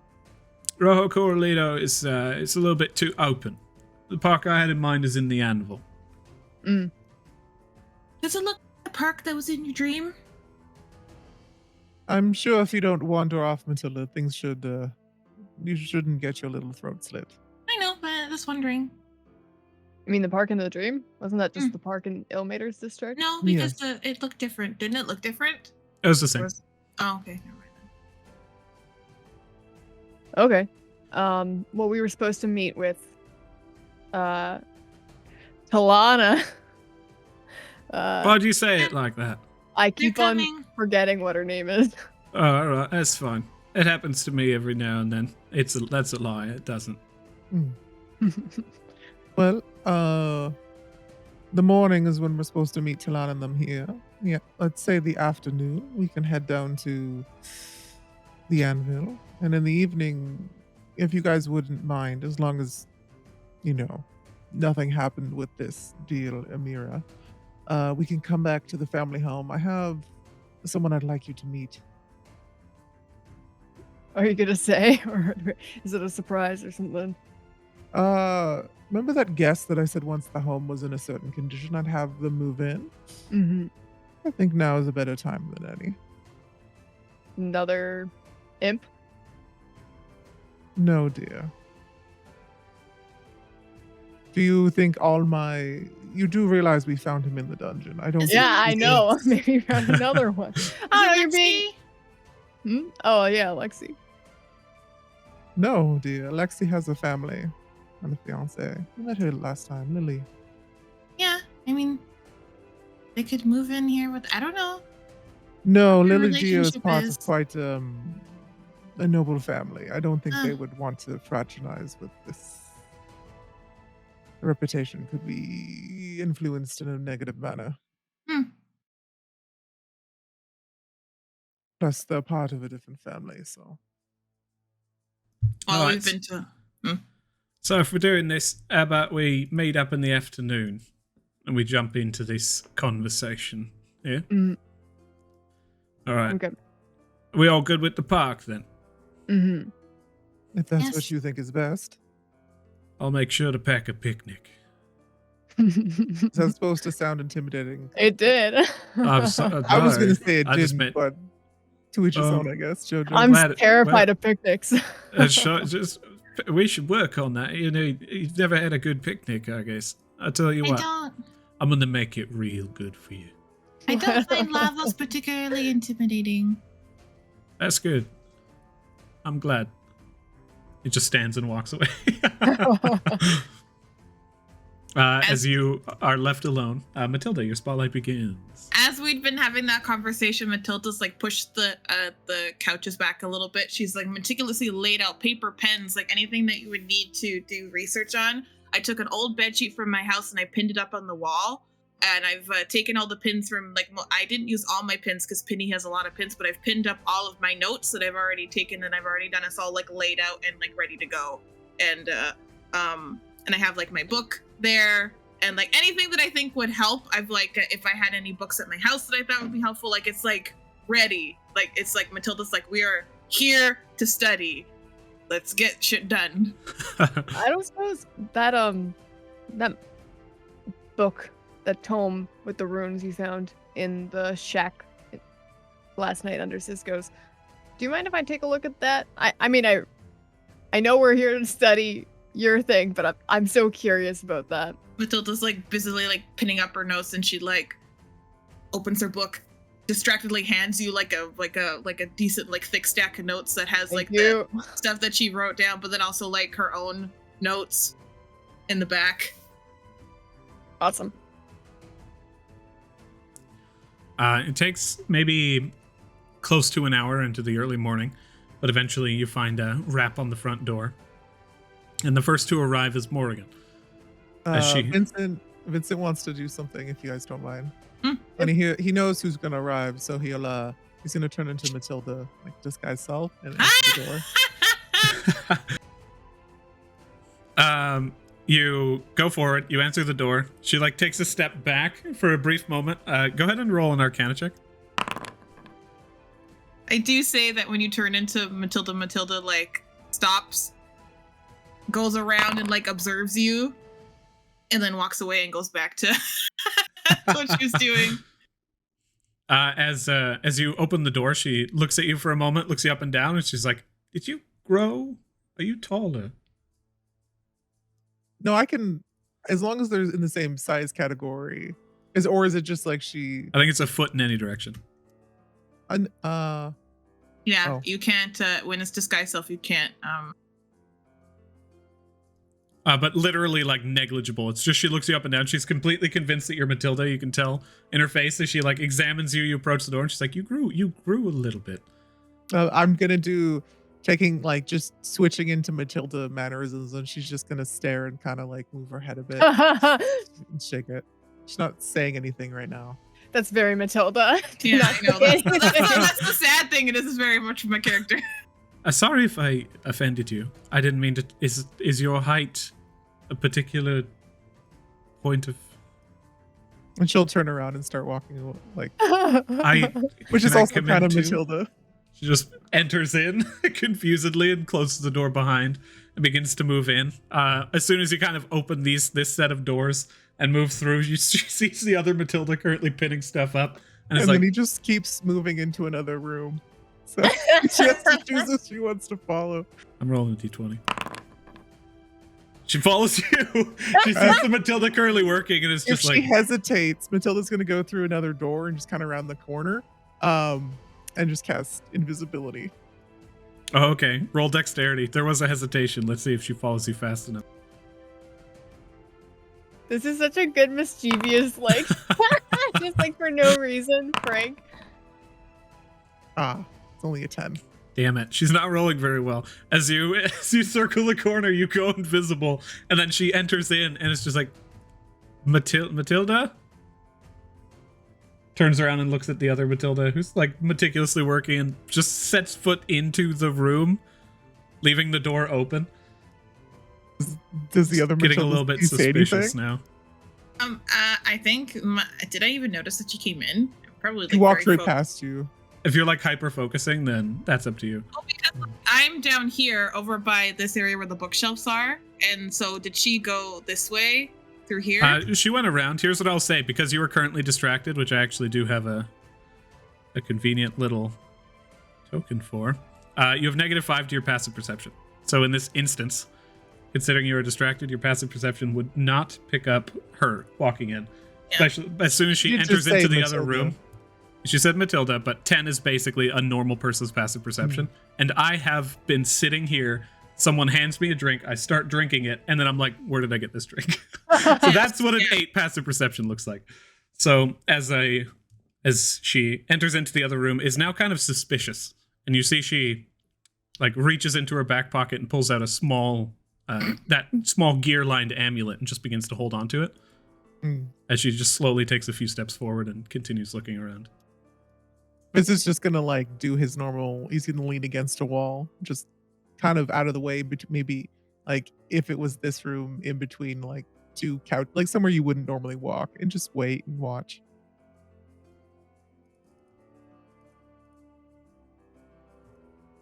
She moves in, she turns around, and she makes her way to the door and looks out at the rest of the family who are still kind of like doing their own thing. We're both like in research so distracted. Yeah. She's so fucking confused.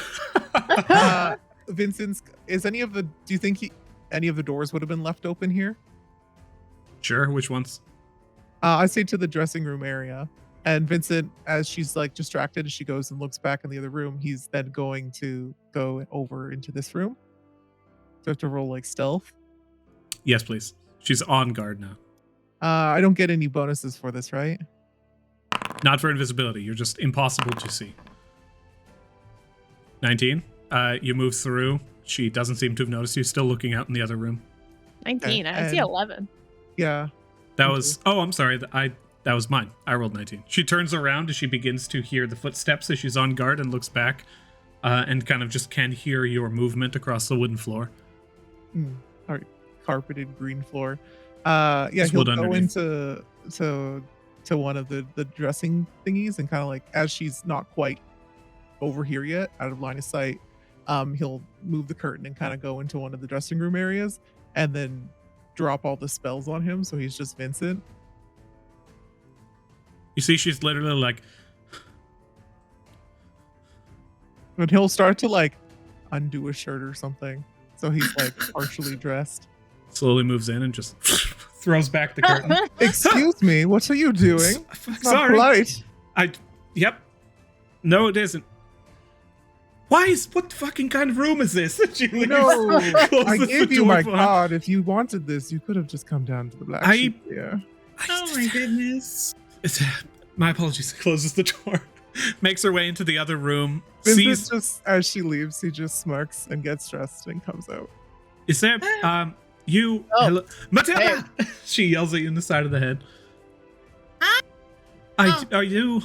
You're What late. is going on? Are you haunted? Do you have twin? Do you have? You're late. I am I'm- very haunted. Anyway, Okay. focus. No. Let's touch fucking back on that point. That does not help us with the book. It might. What are you talking about? What Are you? happened? You're haunted. There are ghosts in this home. That's something you usually tell people before they show up. No. The reason why I say I'm haunted is everybody assumes so, because I talk to voices in my head. Well, you're haunted by voices in your head. Yes.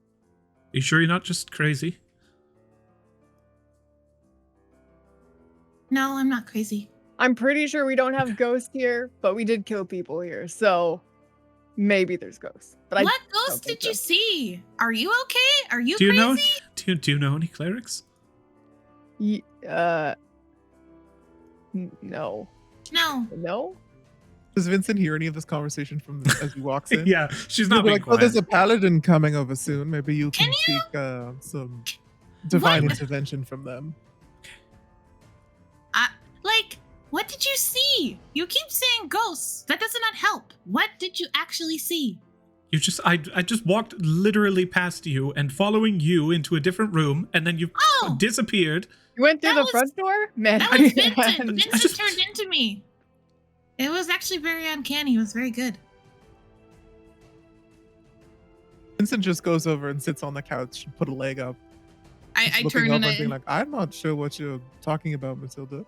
I turn and look at Vincent and I say, "You called me cute once, and I think I might agree with you because I looked around and I could see what you meant by the aesthetic." And I turn around and I go back to my work. By the aesthetic. Persuasion versus deception. Matilda versus Vincent. Fight. I'm not gonna win. Yeah. Put a roll at that 20.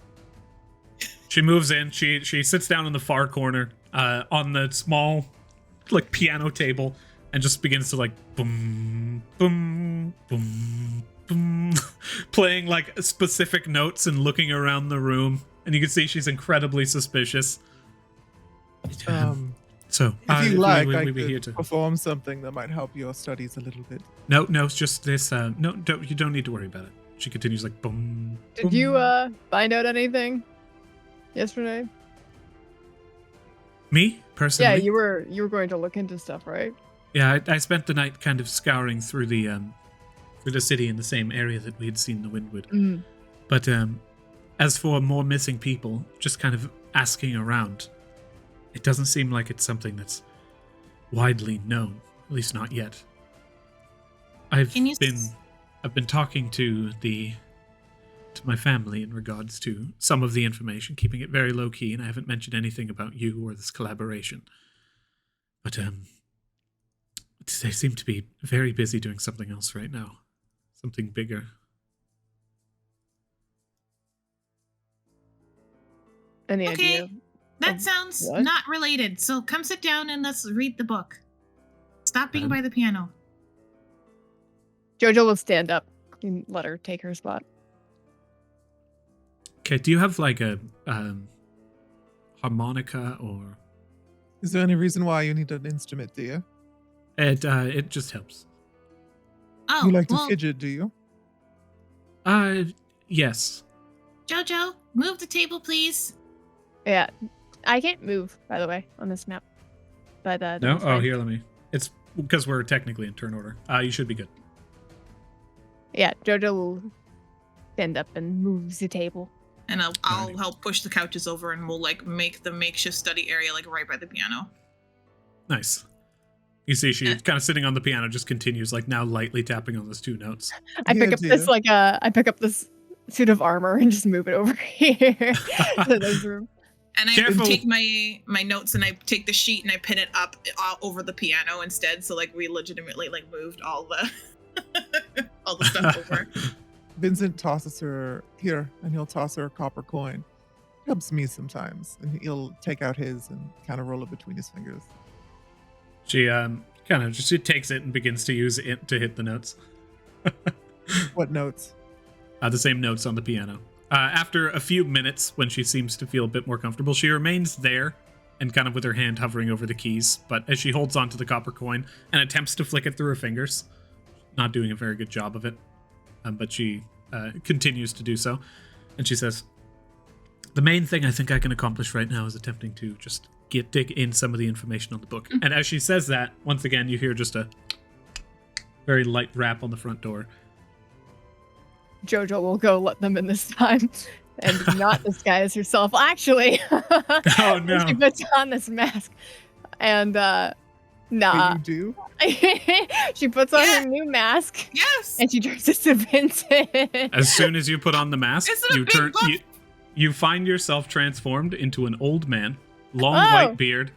And yeah, your limbs. Your clothing remains about the same, but it's kind of gilded in gold and purple.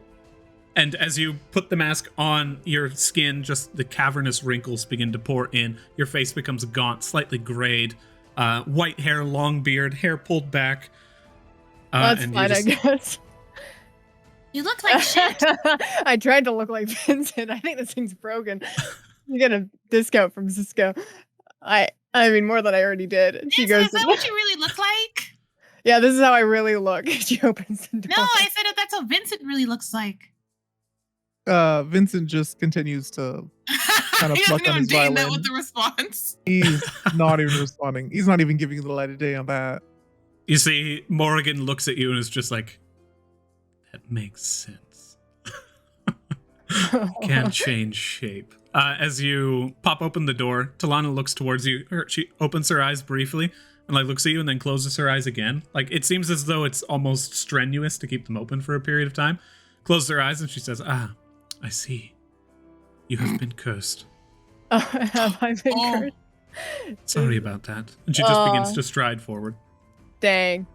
Can I take it off? You go to take the mask off, but you just find your own face. Fuck. That sucks. Oh well, I'm an old man now. Welcome. We can aid you. This particular magic item is known. Thanks. No problem. Talana. She sits down, looks over towards you, kind of just eyes closed, but just kind of jerks her head in that motion. She says, this is an odd placement of furniture. Yes, it was the other way, but Morrigan thinks better when she gets to touch an instrument, so we accommodated her studying style. Is there anything that helps you study? No, I'm rather Oh. fluid. I like to chew on things, so I have a leather strap in my bag that I usually chew on. I try not to chew on things. It's difficult to stop. She leans in and says, "If you have the book, I can take a look." Yeah. Is this person a satyr? Because you keep calling her goat lady. She has Goat goat-like eyes, but she does not. She's I call her goat somewhat tall for a human, but in general, she has this just. She looks like a normal human, sideways, kind of hourglass goat pupils, very, very, very, very long hair, never been cut, pale gray, brown, blonde. And as she kind of sits down, she's wearing a nice white robe right now, tied at the waist and kind of hangs in bunches. You take out the book and you hand it to her. Yeah. Morrigan's kind of watching, and she leans in and attempts to see the interior of it.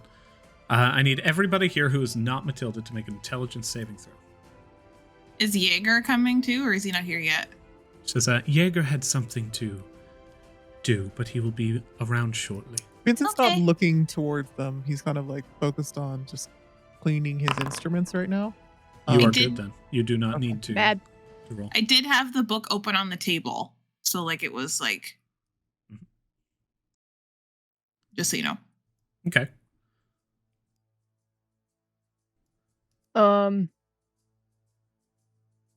Would you be able to tell us where Jaeger was sent to get the book? I believe Jaeger was sent just east of Engorn, and there was an old, what was believed to be a crypt for a long missing royal family that had been discovered in recent years, and it was our first excursion to the location.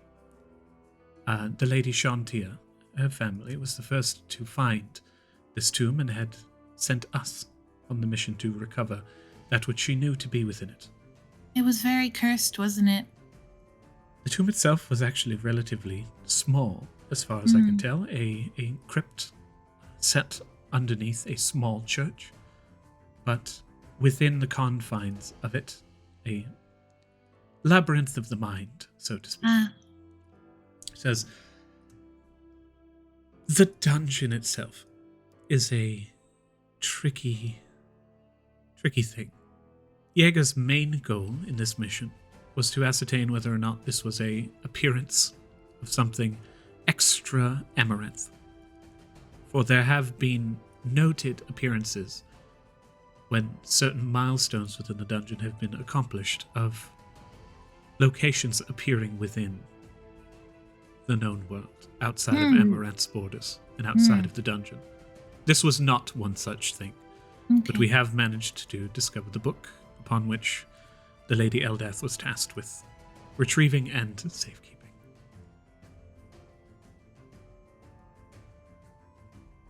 Well, Now it lies Eldath's within your gonna have to. hands. Yeah, Eldath will have to wait. The nature of this book seems to be tied to you. And as she opens the pages, Jhojo, you find a cold sweat move down your spine. Nothing necessarily occurs to you, but it's almost like this just chill, as though you were staring at a mountain that is slowly falling down on you. So too does Morrigan have a similar cold sweat. Vincent, you're kind of just holding on to your instrument in the corner. Yeah, and he's as like you just cleaning his bow and his violin and stuff and his lute. yeah, you feel no difference. And Talana opens the book, opens her eyes, and stares down at the words on the pages, and she begins to read. So I will have Talana roll an investigation check with advantage for you guys. I want to guide her. And guidance, so that's an additional Yeah. D4.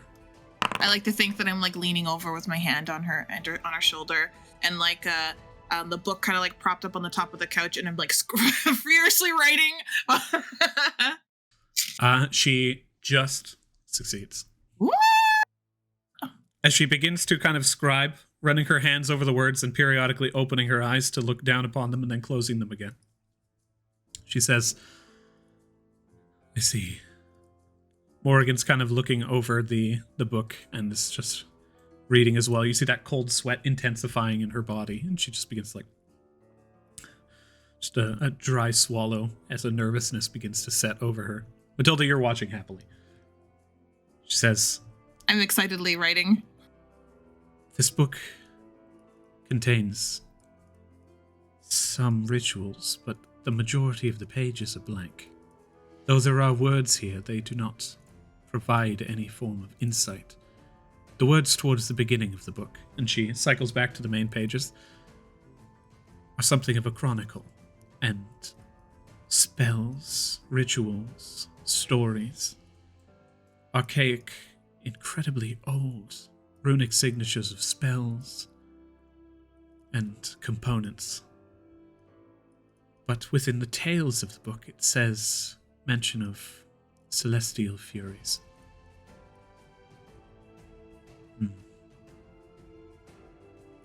This part here, she places a finger down. It mentions of Mount Celestia. The outer planes have been closed for some time, as far as I understand. The dungeon has seen fit to seal us away from them. One thing I don't know is why this mention would be so defined. She continues reading. It appears there are 4 Furies. This one has been named Zamayatel, and you, once again, the book trembles at the name. It's like, that was frightening. Oh, yeah. Say it louder. I don't wish to. I say it louder. She lets go of the book as you do, and it just begins to... As the piano itself, you can hear the strings on the inside reverberating. You shiver down the back Looks up doors. at that. Try not to damage any of the furniture, especially Jhojo- not the piano. Jhojo, you are now frightened. Jhojo leaves Morgan the is room. also frightened. Morgan leaves the room with you. I'm gonna make some snacks. I'll join you. Morgan closes the door as you go to open it, and then closes it promptly behind her as she Does just. it make like a kind of like a The note wrong way. sound on the piano? Yeah, you hear the piano does not. It's just this kind of discordant melody as all of the strings at once reverberate from the motion of the book. And she looks down towards it and she says, "There were once 4 Furies. The story is in pieces. It is jumbled. There are only bits of it. It seems that Zamayatel was a... I will refer to it as the entity from now on. Oh. The entity seems to have been some kind of archon, a high-ranking angelic figure, a celestial figure at the least, and has in some way fallen. The stories dictate that there are pathways to its return. But there is not much beyond that. If there is anything in particular you wish to pull from the book, I might be able to focus in my efforts, but the words are ever shifting." I want to know why me. She begins to move through the book. Investigation with advantage, with... And guidance! I think you're waiting there just being like, she's about to read? Boop. Yeah. Ooh, that's pretty good. It is said that a child would be chosen. But to what aim, I do not know. Oh. And as to what criteria, it seems vague and misunderstood. There is one word that is continually appearing within here, and it is to break. Oh. Well, it likes it when I feed it. She begins to move through the pages and attempts to look for... It mentions power repeatedly as well. Yeah. I think that the part of the reason why it's not showing as much as it should is that they're not as strong as they could be. It wants me to, well, they, plural, want me to feed them. Not this one, but the other ones. Could also be linked to you, Matilda. Yeah. But still kind of new to this Ashball thing. Well, it depends on what I get. Because sometimes Mystra gets hungry, and sometimes Faust gets hungry, and sometimes the whatever, and I say the name of the fury, the Somtel, or Zamayatel. Zamayatel, yeah. It just kind of... As you mention the other patron, she says, "Faust, the demon sorcerer. Yeah, he lives rent-free in my head. Interesting. That may have something to do with why you were chosen. She Oh. pops back to the book and begins to look again. She says, Zemayatel was a celestial, an archon that traversed, once human, finding their way up the mountain. And this is not Zemayatel specific. This is simply the birth of archons. Became a lantern archon, a simple light deity, a small lantern in the night that eventually through deeds grew in power. And got very high up the chain, it seems. But has fallen. Thinking back on how devils are made, when archons fall, do they turn into devils? Its demons are not created in such a way that would allow for something like this to occur, but demonic heritage could be a factor in this. But devil is much more likely. That was out of character, by the way, not in character. Oh, okay. This is a form. Devils are easier to create in regards to something like this, so it's more likely that if something happened to this, it'd be devilish rather than demonic. But it is not out of the ordinary to see demons spawn from fallen celestials either. Oh, so it can go both ways in your world. Cool. I just wanted to make Indeed. sure. Jojo's just hyperventilating, fear eating in the kitchen. You can roll another wisdom saving throw. Morgan has, but continues eating furiously. Yeah, I was gonna say Jojo hands her like a piece of bread as they're like. Vincent will go over to the piano that Morgan finally left, and he'll start playing some steady, calming music. Because he feels like the vibe here. No, he can't play lo-fi on a piano. I know. And just sort of like something light. It wouldn't really interrupt their studies, but it would also kind of calm the mood. I just picture like Jhojo and Morgan just like stress eating granola, because when you're stressed out, you like crunchy things because it makes your jaw work. So yeah, carrots.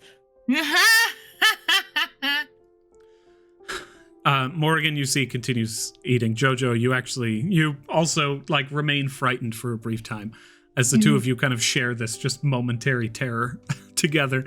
Morgan eventually calms down. Jojo's just like, I don't like that book. I don't care much for it either, but honestly, I have to go back in there. I don't have any other leads. She hands her a platter of the snacks that Jhojo made for everyone. Talana, do you all? more? Sorry, Matilda. Just one sec. She says that. Do you all live in this house alone?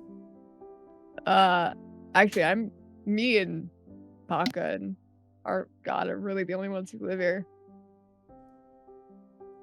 You really are new. Yeah. Honestly, this seems kind of nice. It gets hectic at the House of Death. Yeah, it's always a party at the House of Death. Oh, you know it. You can't escape it. That's a little joke we tell. But I don't know. I guess I don't get you people. I don't understand why you're helping. But thank you again. We've got our reasons. Let me know when Morgan and Jhojo come back into the room. I think she takes a deep breath and kind of just settles herself, and then you just hear a crunching of a carrot as she just begins to make her way through the hallways once again. As Vincent's playing on the piano, he's going to cast Subtly to remove the verbal and semantic components and use the piano as his material to cast Detect Thoughts on the room. Ooh. Roll deception. This is not a very hard check. Nobody is in any way attempting to intuit this. 16. 16, yeah. The base absolutely succeeded. The Detect Thoughts spell. So in regards to this, you technically cannot hear the thoughts of creatures that you cannot directly see, but I actually like the flavor that you kind of can to use this as infiltration and just getting that info in a spicy kind of manner. So as Morgan begins to move down the hallway, you can feel this just sense of anxiety and a restlessness and a frustration and an aggression, and her surface thoughts just sit constantly on, it's getting me somewhere more than I've gone recently, so I have to keep my eyes on these people. They're fucking haunted. She makes her way back into the room and opens the door, kind of just leaning up against it. And he'll And move it looking out over around to the other girl. Lady. You hear Paka's thoughts to the north in the mudroom, as he's just like, another nice day at the family home, right, kids? We should go for a walk. Let's go to the park. Let's go to the river. Let's go. And it just continues on this as he mentions just locations, one after the next. And you sense, I don't think anything else in the immediate area. You sense Talana's thoughts, which are just like reading of the book. She's like, what could this passage possibly mean? And is anyone else thinking anything? What's at the Well, you top hear of your like head? Matilda like focusing, but then you also just hear like Mitra and Faust like bickering in the background. Interesting thought. Actually, Vincent, do you focus in on anybody else rather? I think he'd do a full It's pan 30 and feet, then right? focus on Morgan. Pardon? It's 30 feet. Yeah, Thing? it's within 30 feet of him. And then Jojo's way too far. he can do it up to 10 creatures, basically. Like he can bounce around 10 times within the time frame. Yeah, you just need to kind of focus in on anyone to hear their thoughts. Otherwise, you just sense the location of them in the area. You don't hear the Fae or the Fiend in Matilda's mind. That's fine. Going back to Morgan just before the spell ends, Vincent will look over at her as she's kind of rounding the corner and entering the room. He'll look back and he'll smile at her and be like, let me know if you want to chat, dear. I'm good at calming people's nerves sometimes. I tell you one thing, that piano's doing the job. Where does her mind go during that? She's just like, no, tiefling. No, actually, her mind immediately when you say that is kind of stricken by like the beauty of the song that you're currently playing, like juxtaposed against your general actions. But as she sits back, she says, in the back of her mind, she's like, this tiefling is strange, kind of thing. But that's like just a consistent thought in her head that you guys are just odd in general. It's being like, she's very suspicious, as you can clearly tell from everything that she's been doing here. She's like, all of this is off. This doesn't happen. So, Morgan, what were you wanting to get out of the book? Well, information. Anything that would lead me towards maybe the cult or something that would give me like a location. Okay. Talana, was it? Is there anything like that in there? And she kind of just siphons through the pages and says, it's mostly a chronicle of the deity itself, the entity that it doesn't seem like a creature resides within the book, but it seems like perhaps there's some connection. But nothing earthly or mortal, I'm afraid. Okay. The unfortunate thing, Morgan, is if you have a cult or a secret society, it doesn't make a lot of sense to put your location and your passwords in a book. Or Talana your closes location. the book. I'm afraid. And then you hear just like boom, boom on the front door, and he's like, Jaeger's here. You called and I have arrived. Does my fear melt away? When you hear his voice, you just picture Flowers. him hitting on the front door, and you rue the concept of his finely manicured hands hitting hard pine, and one of those flowers wilts. I have one left, I believe. I think so, yeah. Matilda, the same kind of feeling rushes over you. Does that get into the last blip of his detect thoughts? I'm just within Oh, range. that's Ooh, so just good. within 30 feet? Yes. Ooh, I like that a lot. Ooh, As do we- Jaeger arrives, roll a fate dice. Does he notice that we're like, ah?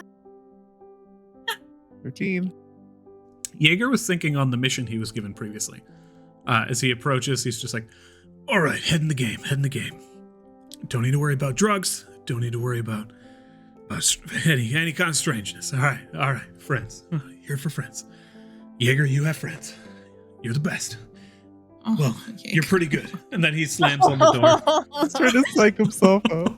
Okay. What was like was Vincent able to hear like Matilda's thoughts as the rose wilted in her mind? I think he was focused on Jaeger at that moment. Okay, cool. Yeah. Because you can sense that Matilda had thoughts, but that's about it. He'll get up and he'll answer the door. Jaeger's like, "Hey, Vincent, how's it going, man?" Oh, hello, Jaeger. Well, they've already started their little study party without you, but I'm sure you can join in. Oh, that's cool. Ain't a party until the booze gets here. I don't actually drink, but so I guess I've never Drugs been to a could do party as well. before. I'll pass. Thank you. My body is a temple. Can I insight check that? Go ahead and roll insight. Are you just talking about drugs instead? I know. 26. Oh, shit. He doesn't seem suspicious, but when he says that, he's kind of like, just immediately just like, no, hell no. It's the basic like, not for me, man. But I don't judge. But if you ever want to talk, I'm here. He seems very innocent. It's almost as though, like when he wished away that thought before, he's completely separated himself and is in a different mode, because in his mind, he's like, there's no even strangeness. Maybe that pops in. Jaeger's like, he has multiple personalities, or he's like, doing a side job, but like, okay. Anyways, Vincent just smiles at him when he's just like, if you need to talk, and he's like, oh dear, those things are not for me either. My temple is my body, but I know some people like to indulge, and I don't like to judge. Well, if they want to talk, I'd be happy. I'd be super happy to do so. As he enters into the room. Yeah. Am I will able to get walk in. closer, or is the fear still a thing that I can't get closer to the book? At this point, after a brief bit of time, the fear does subside. Okay, cool. Jhojo, the old man, enters the room. Hey, you guys got another family member. I'm cursed. It's Jhojo. Jhojo, what? You even sound old. And he Do kind I? of like, he leans in and kind of just pays attention for a second, and he's like, She's been spending too many days at the clubs. I bought a cursed magic item. oh. I wonder if I can help you with that. I find it very hypocritical that you don't get in trouble for touching a curse item, but I did. Yeah, I bought this magic item, so it's less likely it should have been cursed. I don't know how Cisco didn't check for that first. I'm gonna let him know. You should definitely have a word as a shop owner. That's something that's a bit of a taboo. You don't sell cursed items to. Did we ever think to check that was actually Cisco and it wasn't the guy who tried to kill us in the Oh dungeon? man, that'd be pretty wild. There seems to be a lot of stories here that I would like to be privy to. At the moment, I can take that off of you, but it'd probably be tomorrow morning. Is that a problem? Yeah, it's fine. I'll be an old man for a day. Vincent will look over towards the other individual, Tanya or whatever her name was. Lana. Actually, I can. Lana? Here, give me 8 hours, and I'm gonna go pray, and I could help you out. No, yeah, it's fine. You can wait till. If Jojo's willing to wait, it's fine. It's It's always still been a JoJo. dream of mine to be an old man. It's still Jhojo. Oh, in that case, then he sits down in the chair across, and he's just like, "There, let me help you sit down." Thank you, young man. He just kind of smiles and sits on the other side of the fireplace. Well, this is an interesting thing. Jojo, do you wish to talk about Jaeger, about your visions? What visions? The visions you have of him. With the flowers? I mean, the wilting? Oh, yeah. Is that a thing? What's the deal with that? Have you been sending these messages, Jaeger? No, it's kind of Seem to know what's going on. yeah. Sorry about that. It's not really something I have too much control over. It's just kind of a whole thing. Is your detect thought still up? It would have ended, yeah? Yeah. Okay. If Vincent thinks that this is a curious conversation, and like he feels like Jaeger would be holding something back, he will trigger it again. He seems a little bit hesitant. He will trigger it again. Okay. One more deception roll.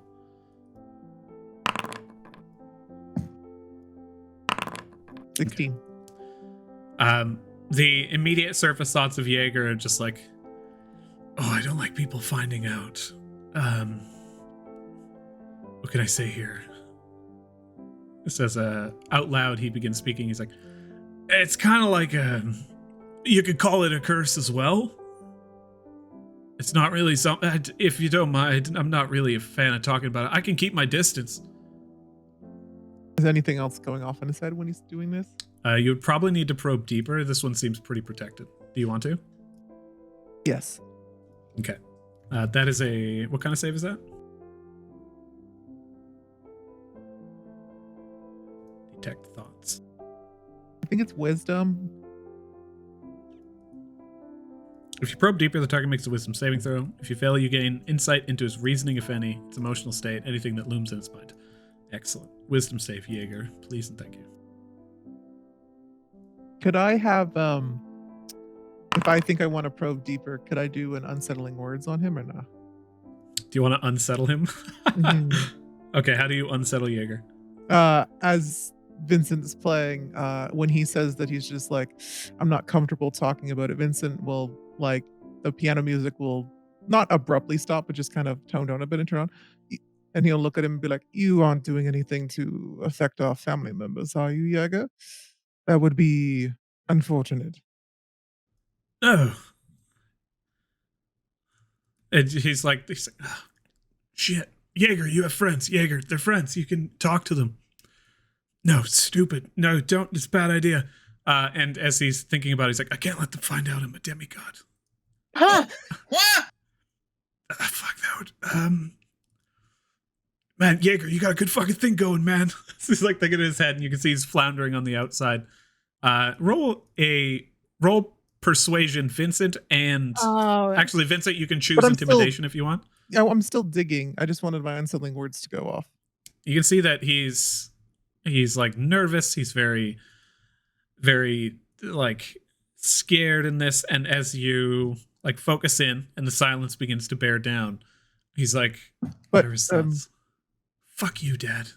Ruin everything." God. Sorry, out of character. I mechanically need to know if these things went through to be able to process how this works. They all went through, and like everything I've been saying so far has been his thoughts. Then I haven't done unsettling words, so do I just get that for free then? Oh, I was mistaken by the nature of it. I thought unsettling words was the one that just went off. No, unsettling words is I roll a bardic inspiration and they minus that from their saving throws. Okay, that might change. Actually, that wouldn't change anything in this instance. Jaeger failed pretty spectacularly of your wisdom saving throw. I will save one of those then. I would say burn it anyway, because narratively it went off. Can you like just tell me what's going on at least? If like I'm not gonna like start attacking people, am I? That's basically what I want to know. From what I understand about humans and attraction, I thought it was a crush and it was very annoying. Vincent, you can actually keep that resource thinking about it. And then, can you also confirm with me what is the surface thoughts in what you had talked about and what is specifically the deeper thoughts? Because I can't distinguish between the two. the deeper thoughts are the ones where he was talking about his family and his demigod status. And He said, Dad. fuck you, Dad. And fuck you, Dad. Yeah. I'm assuming he said that because he is the like divine lineage side of things. It feels more towards. Yes. Any more questions, anybody? Sir. I had asked him if I'm gonna start attacking people with whatever he's doing to me mind. Okay. In that instance, roll a persuasion. And Vincent, you can also roll persuasion or intimidation due to the unsettling words. And then Matilda said, from what I understand from human biology and attraction, I thought it was a crush and it was very annoying. 1. You can join in on this persuasion check. Okay. The dirty one. 31. Most amazingly. Can I guide myself? Man. No. Not in this instance. Okay. Unless you want to visibly spellcast while saying this. Yeah. 19. And Vincent?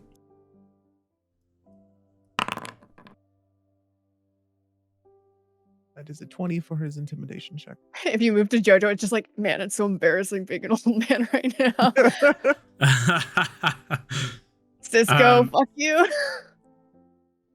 So as Jaeger looks on towards all of you, he says, no, it's not something that's gonna hurt you or anything. It's because of my dad. I'm Lathander's my dad. Oh. Yeah, he's it's kind of just the nature of this kind of demigod thing. It's just he can't really turn it off, as far as I can tell. It's like it's just really hard around kind of the opposite sex and people who like people like me. I see why now you wanted to avoid some things. Interesting. That's okay, Jaeger. If I know it's just a part of who you are, it doesn't bother me anymore. I thought it was more a failing of my mind, of me allowing other people's aesthetics to take over my mind. That makes you feel better. I don't want like have any of you. You know, when people find out, they usually act different around me. Why? That's dumb. Yeah, I thought so too. He looks back and forth at each of you. Vision just keeps playing the piano. Jhojo strokes her beard. And, well, Jaeger, get over here and come look at this book. Yeah. He stands and kind of moves over. You can hear the clinking of his armor. Cool. What are we looking at? Not much. Does he get scared of the book? He begins looking at it. He doesn't seem to get afraid of the book. As he looks over the immediate words, he's just kind of like, his eyes glance across the page, and he's like, it's some kind of dialect celestial, but I don't recognize the words. I see this one. It says, Dishmat? Can you say Dishmat in Celestial? He says that it's like this, just like freaking beautiful, echoing, like wondrous, just booming voice. And it's just Hessensa. Like, and does anything happen? No. Oh. Here, watch this. And I say the name of the thing really loud again. Matilda. You actually hear this just faint rumbling roar that passes through, and Jaeger's like, whoa! It's just hair kind of like whooshes back slightly. Dishmat. No, you gotta say the name. Samayatel. And then like echoes out. Oh, and then it's like, once, and then he says once again, just like in common, the exact same name that just doesn't echo. He's like, Samayatel. And it just slightly less. He's like, I like this thing. Yeah. Well, if you guys are having fun playing with the book, is there any useful information from it? Or is it more just you need to sit here for the next 20 hours and figure out what's going on? The place I found it was weird. It was like it was consecrated. It was felt very holy, but there was a lot of imagery that depicted like human sacrifice. Yeah. Specifically human sacrifice. There's a cult that goes along with this. Do you guys know anything about the cult of this Fury, whose name I'm not going to say? You should, it's fun. But there was a recurring symbol that appeared here. Let me see if I can draw it as he makes his way just to the large board. And is it the same one that I drew? Scribe. Identical. Ah. Which yeah, one was there's one there. It's the bladed sun with an upturned hand, porcelain hand, facing up towards it. One. Also the symbol of Zamayatel with the like crescent moon line straight through and a ball at the bottom. Like a pendulum being drawn by an eclipse. He says, yeah. Sorry, I don't have much more information. It was actually pretty sparse. There's only a couple rooms. They didn't even I expected kind of just zombies or something to start trying to eat me, but nothing. I don't think the dungeon had too much influence over the area. How far? Think... Sorry, Oh. go ahead, Matilda. Are you sure, Jhojo? Yeah. Okay, well, a lot of times when it comes to necromancy, they sacrifice people's bodies and lives, but since the ground's not consecrated, it was consecrated ground, it wasn't what's the opposite? Yeah, there you go. Thank you. Desecrated. Maybe they sacrifice people's minds or autonomy or maybe soul instead of death, so that it wouldn't make it desecrated. I'm not sure what it all means. I feel like we're missing pieces. Probably lots of them. Talana kind of nods. How far of a journey is it to this ruin? To Angorn? Here, Yeah. I have let me draw a little map out here for you. And then I'll bring you back to your world map, where you fill in just a little bit more as Jaeger begins to draw out a small section. It says, basically you're looking at down here, just above the Key to Shari Woods. Traveling south, you got Engorn right here. It's a little bit to the east of Engorn. This is basically right here, just along the Arathor mountain range. That's really close to Elven territory, isn't it? It's on the other side. They police their borders, but the mountains themselves are pretty treacherous. Okay. They did a real good job making their own prison kind of / protective walls.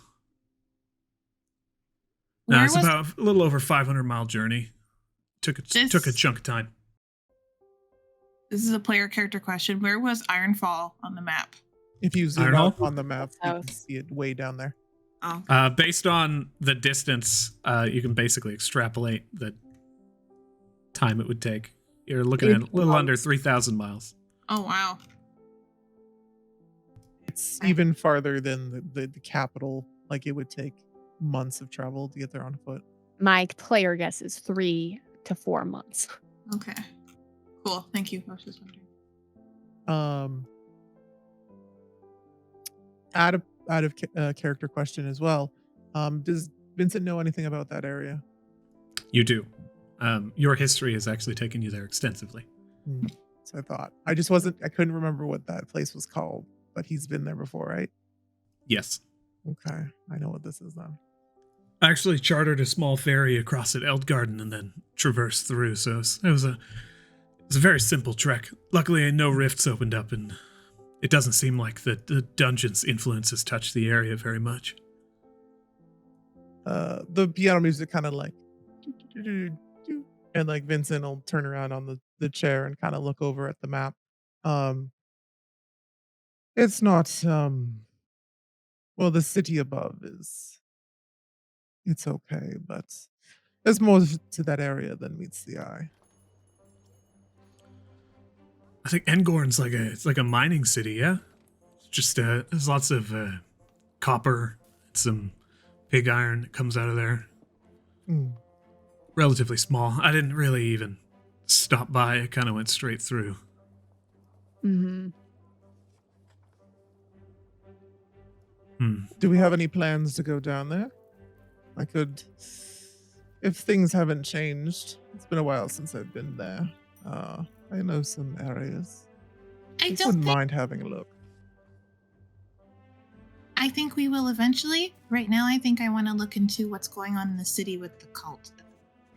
I wouldn't want to miss our appointment in 8 weeks. Oh, for sure. I was just wondering on your guys' thoughts.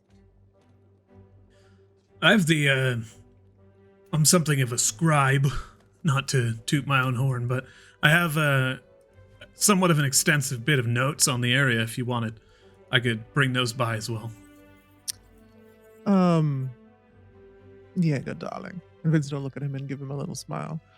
You seem like the type who definitely wants to get involved in this. I'm going to be honest. I'm nosy, yeah. Not exactly what I meant. I just mean you seem, of your divine lineage. And I don't know, just my little insight into you. You didn't seem particularly fond of your father when you spoke of him. Don't know what type of relationship you have, but just in general, whatever is going on in that city of Engor, it's not good. If it is still happening, which I personally don't doubt. I'm gonna roll insight.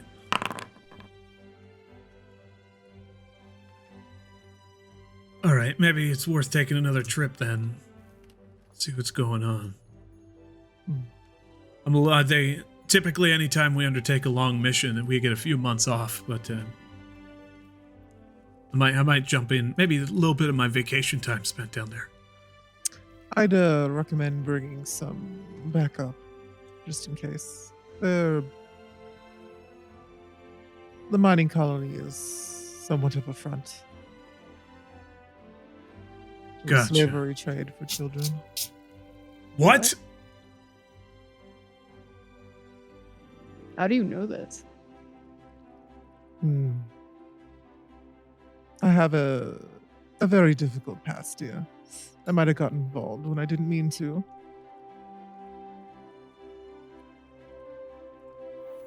All right, I'm gonna see what kind of fucking contingent I can put together. Sorry, language. Thing with doing business with shady folks is a lot of times when there's human trafficking involved, they try to cover their tracks a lot because a lot of people don't like to make deals with human traffickers. He stands and he's like, Jhojo, I'll be back to make you turn you back into your beautiful self. I don't want to be, but for now, I got some more work to do. You don't need to go gantling off. I'm sure whatever's going on there isn't going to disappear overnight. He stops as he's like reaches the door and he turns around and points a finger and he's like, I'm a gantle hard. He turns and begins to make his way. Do I know what the word gantle means? You just said no need to go gantling off, and he's like, I'm gonna gantle. I'm not sure he even understands what it means, but it's like, Jaeger, yes. Pull the brakes, please.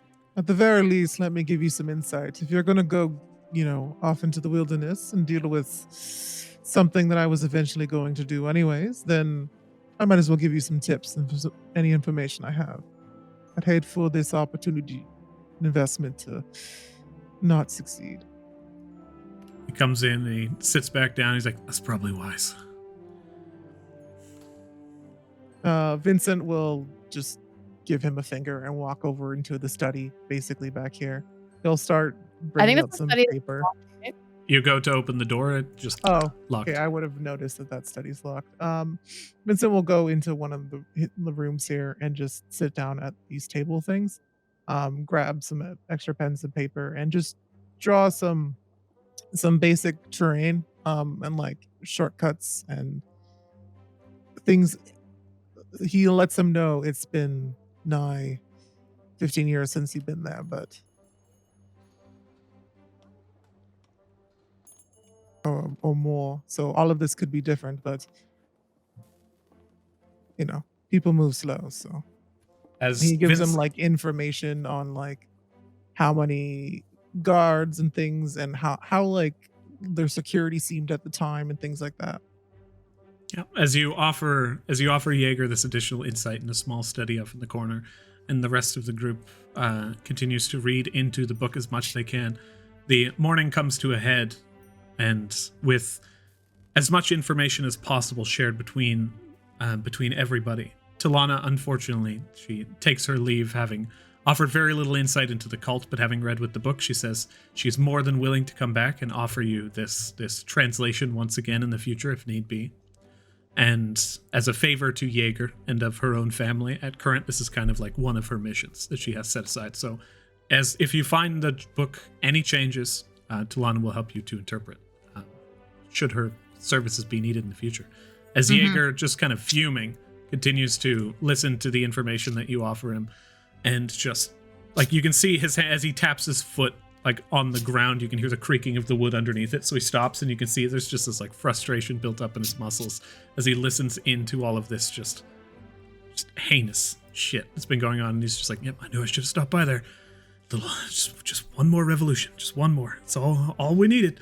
And as everything kind of comes to a dull roar, and the two, Jaeger and Talana, take their leave from the home, Jaeger to gather information and Talana to return to Eldath with the information she's gained, that is where we will end today's session. We are going to go on break, and thank you all at home for watching. Till next time. I'm an old man. Bye, everybody. Bye. Yeah.